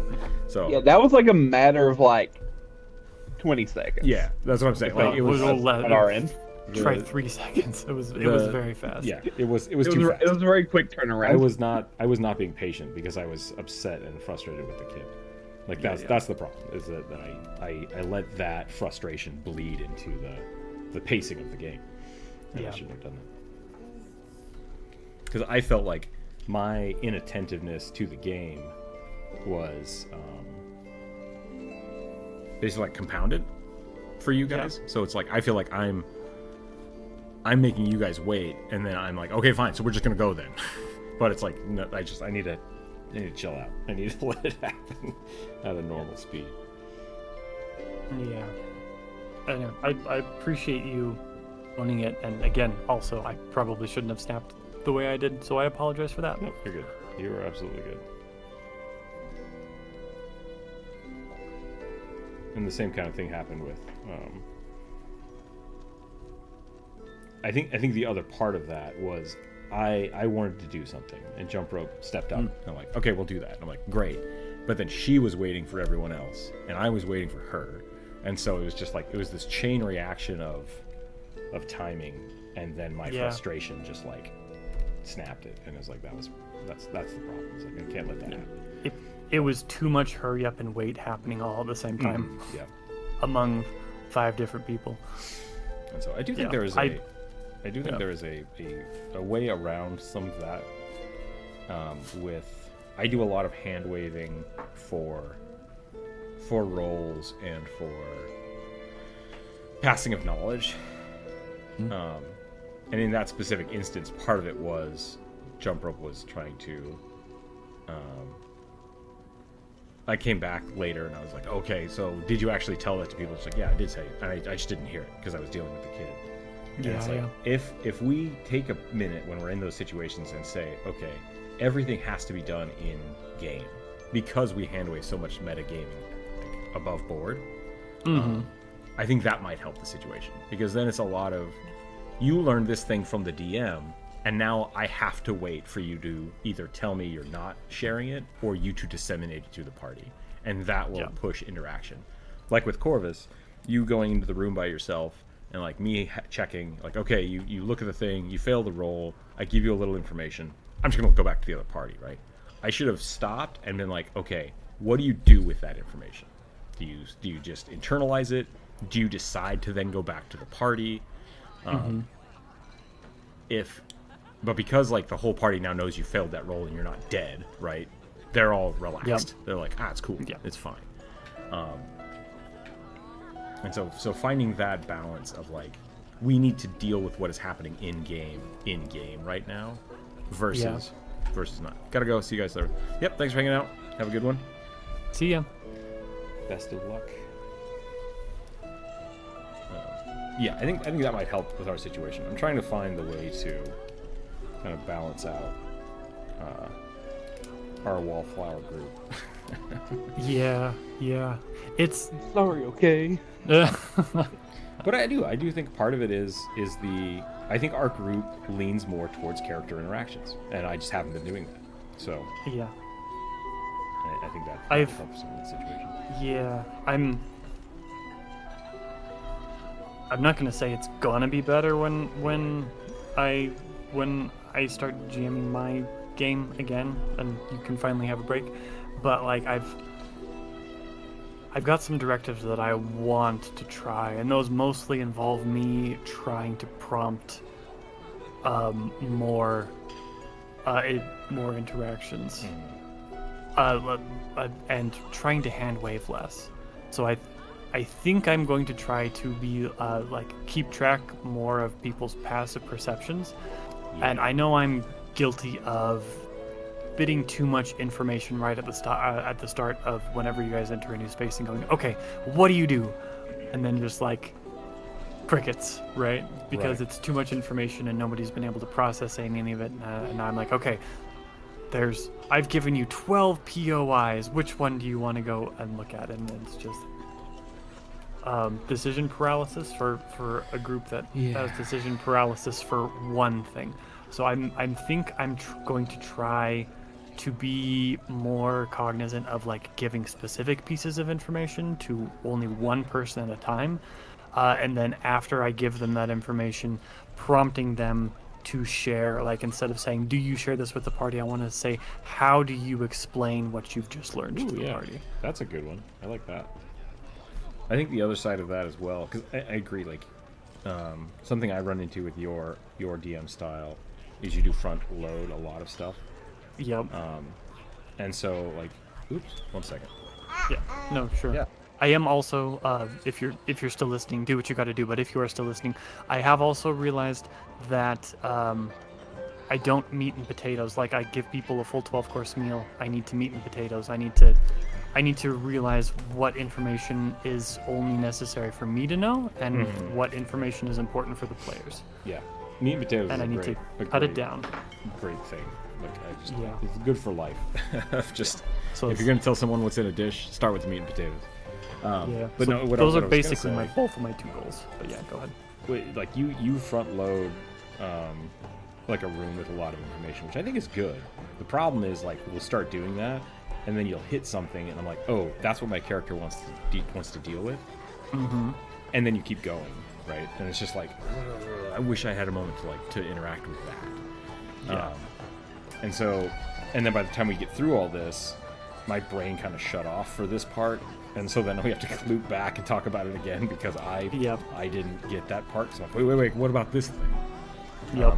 And so, like, just finding a way to really kind of break down the important parts, I think it's tough because I've done the opposite, where we walked into a room, I give kind of a long-winded explanation, people start walking around, and I'm like, oh yeah, and by the way, there's a giant statue of a demon in the middle of the room, because I forgot to say that. And it's Yep. like, oops. Yeah. So, like, Kind of important information.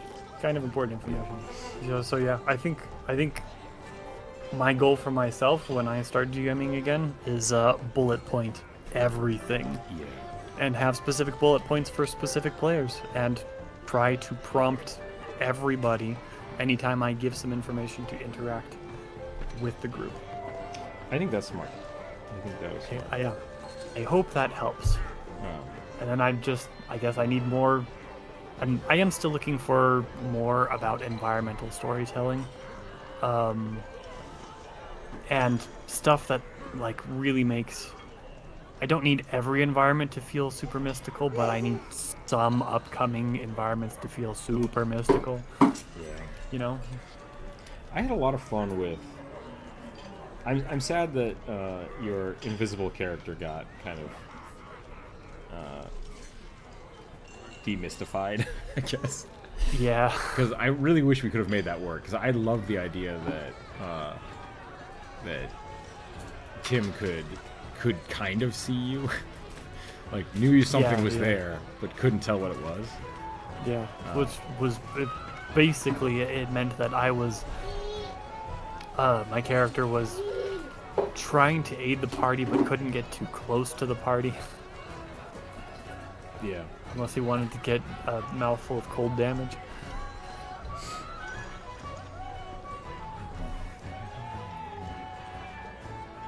Yeah. No, I agree. I kind of wish we'd been able to keep that up for longer. But it was also slowing everything down, confusion. Yeah. Because really, the way we should have done that, like if we were in person, is I should have just had you been. We could have done this the right way. Of you just texting me consistently where you were. Yeah. But like tracking it was hard. It was really. Tracking was very difficult. I couldn't track it in Foundry without the token until we figured that out. And I couldn't explain that very well to you in the middle of the game. And it was a lot of Yeah. making everyone else wait to try to figure it out. So I think it's better that we don't do it. But I liked that idea. I think that was fun. Yeah, I agree. But also, like, the other side of it was, if you hadn't been there explaining things, like, the players would have just been like, there's a vial on the floor. What? Yeah. Right, like, it was weird. It was a weird situation, but I liked it. It was just weird. So, I never thought that was you. I thought that was Interesting. remains what the kobolds were putting underneath the thing, underneath the chest, because I was the first one to find a vial. Yeah. I was sitting on top of one of the tiles that exploded. I was like, I knocked it over. Like, nothing happened. Like, okay. And then I lifted up tile, and I exploded. Yeah. So it's like, did not help me whatsoever. Sorry, Drew. No, I assumed it was a kobold. A banana? yeah. No, I was. You mean a banana kid? I mean, it totally was a fair assumption, and it kind of gave me a little bit of a chuckle. in my I got GM exploded in so my many yeah times. in my GM soul Really good roll. specifically, it gave me a bit of a chuckle because I was like, oh, I did not communicate this well enough. Oops. I've just caused my teammates some damage in a way that's not good, but also I've just taught Corvus something. And then I immediately even know stopped and then I immediately stopped using it to help. Because like I don't have like great wisdom, so like if I'm like rolling for perception to look for the tiles, I'm failing a lot of times. It's like, Yeah. Which makes me wonder why you were doing it. because no one else was doing it around me. So like That's because there was no one else around you. Everyone ran away from me. That's a really good point, and that's the thing that I wanted to get at was like Everyone ran away from everyone. when we were talking about failing, right? Like it's not Yep. it's okay to fail things, and I think it's important to have people be good and bad at stuff. And our team is not good at divvying that up because our team is always just like, gonna go do my own thing. It's like stick together, and like what I anticipated would happen was that Errol, because Errol is Aaron, always goes forward. I figured Errol would be in the front punching tiles, and then they would explode, and then you would be able to protect them with your aura. Yeah. Or like a kobold pops up and you could interact with it. Like that's great. And then you have the dragon sorcerer in the back, which is Burning's character, just like blasting anything that tries to sneak around you guys. And that's why I built this encounter, was like the group to tactically like flow through it. And as soon as we got to the front door, it was just mass chaos and scattering. And it's like, oh no, what have I done? I've released the toddlers into a giant ball pit full of explosives. So that was the downside for me. I was kind of annoyed because it's like kind of like you with Fana. Like I can't do anything when everyone is running away from me. That is the weird thing about I can help you. Stop moving around, please. Yep. I felt like that all the time with Five Nine. There was some weird stuff with it, like with some interactions with Dagon. Like Dagon's character was really beefy, but I don't know if Dagon was a tank. His monk? Yeah. And it's like, because Monks have like Five was a tank, and I was like, cool, I'll be the tank. But then, and then Errol's kind of the same thing. Just like, I'm a barbarian, I'm gonna get up in the front. It's like, but I won't tank. Let me tank for you. And so it felt like we had three. Maybe that wasn't Errol. Who was it? Who was Jumper playing at the time? I think it was Errol. our player. I felt very unneeded, is where I'm getting at. And so it's like, so people just would run off by themselves because they were also very tough. And it's just like, dang, like this is not a good character to be in this group right now. Farine. It was Farine. Farine, yeah, there we go. And like Burning's giant cat man was a grappler, gladiator, also very tough. Yeah. It's just like Yeah. we don't need a dedicated tank. We don't need it. No. Yeah. I mean, man. And that's why, like, I didn't like make my champion necessarily a dedicated tank. Like, but like, hey, stick around me. We can do stuff together, and maybe get through this a little quicker. Because I can give you resistance, and I can attack them at the same time.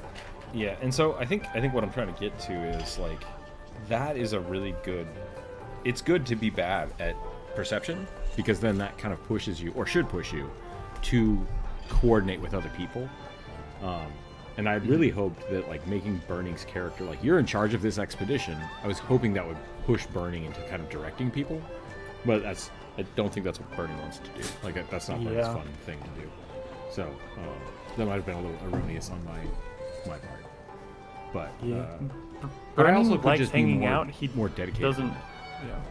Burning likes hanging out, but he doesn't speak unless he has to. Right.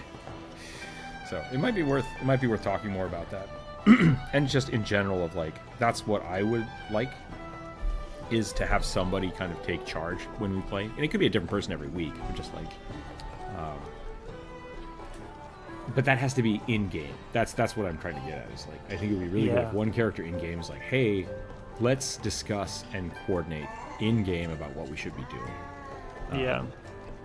Because I think that's what right now it feels like 5 different people walked into this dungeon and started doing their own things.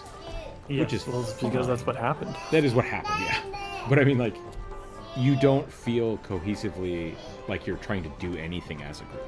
It's just 5 people showed up and now they're all interacting with the world. Yeah. So I think it would be good if someone was just like, hey, just get behind me, stack up, let's do this. Like, I found this over here. We should all be over here right now. Yeah. Curdle's that would help. Curdle's purpose is kind of to be the catalyst that forces somebody else to do that. Wait, Curl's looking for a leader? Is that what you're saying? Like above table, yes. Okay, gotcha. Yeah. So I think it would be smart.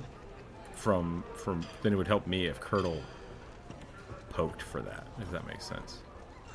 Sure. Ask questions like, what should we do? Who's in charge? What's going on? Yeah. What's going on? I mean, like, and that would be really good for you to, if Burning wants to, right? I don't want to force Burning to do it. But if you kept asking Burning what to do because he's supposed to be in charge, quotations, supposed to be in charge. The last one, which I'm just going to jump in right here and then you guys can go back to talking about this. Sure. Is a sword that has a barnacle in it, which sounds a lot like Dungeon Meshy, and that's fine. Sentient barnacle sword. So I'm gonna save this out, Oh man. and I will do that. Goose barnacle, huh? But yeah, I didn't know what to do because it's like, okay, I got hired, I'm here. What do we do, boss? Yeah. And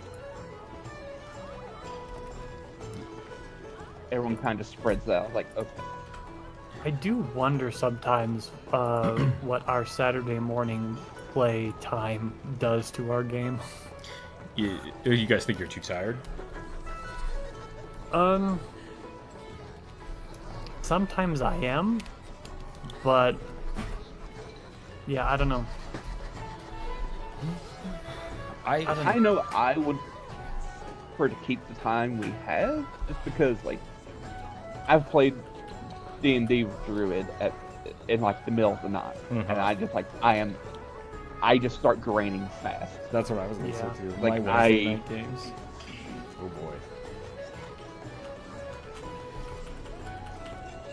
Fair. And also, Normally if I'm not we- like that, but like me interacting with everyone when I'm like sort of like winding down mentally, I'm just like packed out within like an hour. I'm a morning person, so like waking up that early, I usually wake up like an hour before and I've started doing stuff before I even get ready. Well, maybe it's just me then. Sorry. What's that? I don't. No, it's fine. I have been working on an under an assumption, and if it's wrong, then that's fine. Like Kevin, think- the game I play with Kevin, the Necromancer, on Wednesdays, we play because we all have to wait until our kids go to sleep. We usually don't start playing until like 8 or 9 now, and then by 10:30, all of us are just like, oh, we need to stop. we have to stop right now. Whatever We're we're done. doing, it's just so we only get like an hour to play every week, and it sucks. But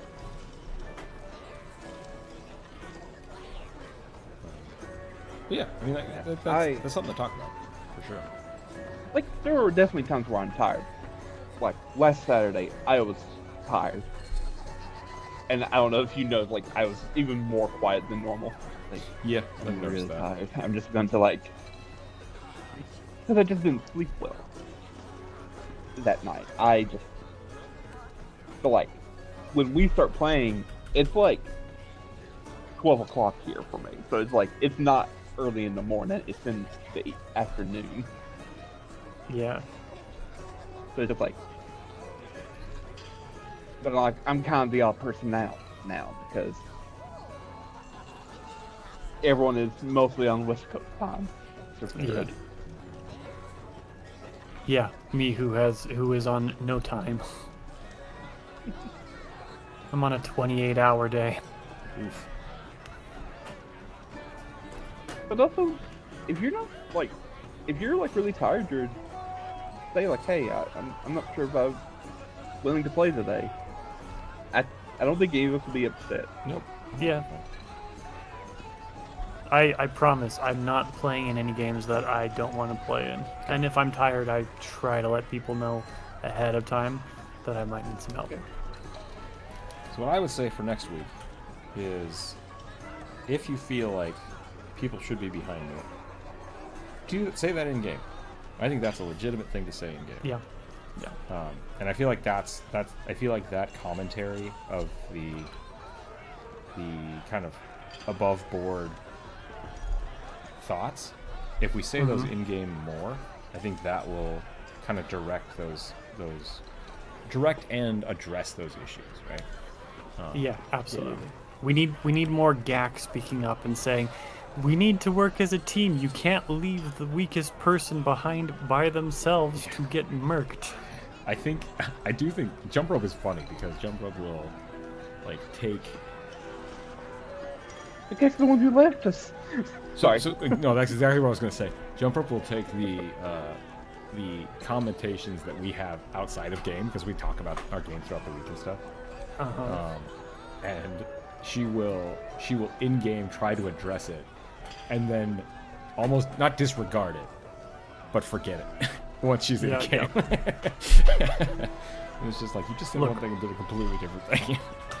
What is going on? And part of that is because she's chasing after the kid, and so like she'll miss.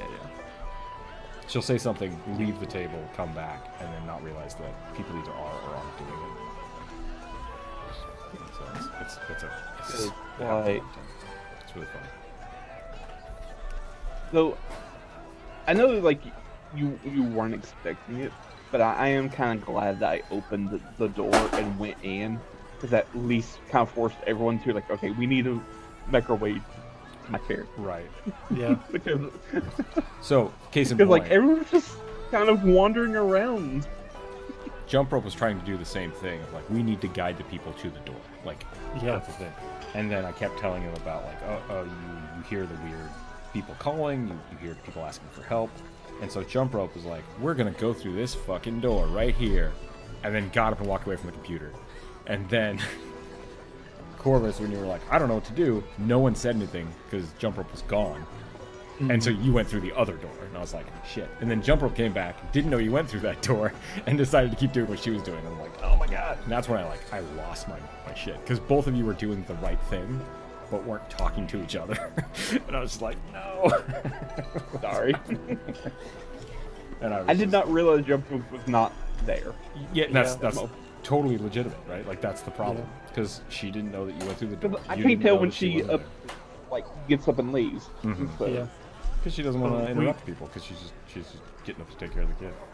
Yeah. We also have another problem with Jump Rope's mic, where the sensitivity might be turned down too much in order to avoid a double mic. We usually lose about half of her sentence. Okay, we need to adjust that. Yeah, and sometimes we can only hear her through your mic. That might be because she's muted. Sometimes it's not. That does happen too. Because she constantly has the boy on her lap. And she mutes herself when she does that. So I think that's something worth figuring out. And so next time that happens, let's pause and let's correct it. Sure. I totally acknowledge there are valid reasons for these things to have happened, but they are communication issues. I do think that there's also that want to like not be rude and not interrupt, but like that kind of stuff is like, hey, we can't hear you through your mic. We need to stop and we need to address it. And Jump Rope gets frustrated. It's like, I've already been trying to fix that. It's like, yeah, it needs to continuously be fixed. Like, that's okay. It's okay because the interruption is better than I would rather bad. Yeah, I would rather for us to like pause the game for like 15 minutes to fix a audio issue so everyone can hear. Because that would save so much more frustration on everyone's part. I agree, 100%. So, because I know I've yelled at you guys in the past about this, because I'll be talking and then like 30 minutes later, you're like, yeah, we can't really hear you. It's like, why didn't you say that 30 minutes ago. Like, don't adjust it on your end. Tell me something's wrong. We'll fix it. I think that's important to do. It's very important to do that stuff. Well, sometimes it's because you're fine, and then you just everything kind of bottoms out of nowhere. Yeah. That's I think when we sometimes say it. So sometimes you start mumbling, sometimes you start speaking while you're turned away from your mic. Some of these issues are not issues that we can do anything about except either call you out or wait for it to resolve itself. Yep. I would prefer you call me out on it every time. Because sometimes it's the boy climbs up onto my desk and does this for a little bit. And that's not I don't know that it happens until somebody calls me out on it. Right. So there's a bright glowing knob on my desk, and the boy thinks it's real fun to mess with. Yeah. Yep. Okay, there's my barnacle sword. I think we're done for the day. That was a pretty fruitful day. We got through the whole list. So if you have a suggestion for next week, for Friday, let me know, and we'll put it on the list. Otherwise, I'll work on the game on Friday, and we will just pick them up as people hang out and do whatever. If you do want to check out the game, which is a hero tower defense game, which is fun, I think. Hang out in the Discord. I'll be trying to get those out to people to play test here soon. I might even set up like a weeknight or a weekday where we can invite people in and play it. Oh, Vagabond just got here. I'm so sorry. I'm so sorry. We're just about to call it, yeah. We streamed a little early today because I had stuff to do this afternoon. So we will be back on Friday. If you have not suggested anything, Vagabond, and you'd like to, please feel free to put it in chat and I'll add it to the list for Friday. Otherwise, that's all we got. That's all we got. But go check out the short video. Go check out the Umber Hulk video. It's an oldie but a goodie. We have the Vorpal Kobold video up. It's doing okay. For the long form videos just don't get much love anymore. But the shorts are doing good too. Go watch those. Blame Google. Which is really funny. The Vorpal Kobold short got like 100,000 views, and the long form video has like maybe 2,000. so I don't know what that's about. Weird. But it's a thing. So I'm totally fine making long form videos and then turning them into shorts. Yeah. So cut them up into 30-second bites. Yep. That's what the people want. They want the mind rot, and I will happily give it to them. So I don't think it's what the people want. I think it's what the algorithm wants. That's true. It's what the algorithm wants. But yeah, so go check out the Discord. You can share your art there. You can share your character ideas. I will start posting stuff about the game here coming up because it is actually functional now, which is good. Druid and Corvus, if you want to just test that out with me for 20 minutes before I go to lunch. Actually, I should probably start lunch now. Yeah, we'll figure it out. But otherwise, thanks again for hanging out today. Druid, Corvus, thank you for hanging out with me today in chat. I appreciate it when you're here. Yeah, I had fun. That's it. That's all I got. Stay happy, stay healthy, keep dice on the table. We'll catch everybody on Friday. Bye, everyone. Bye.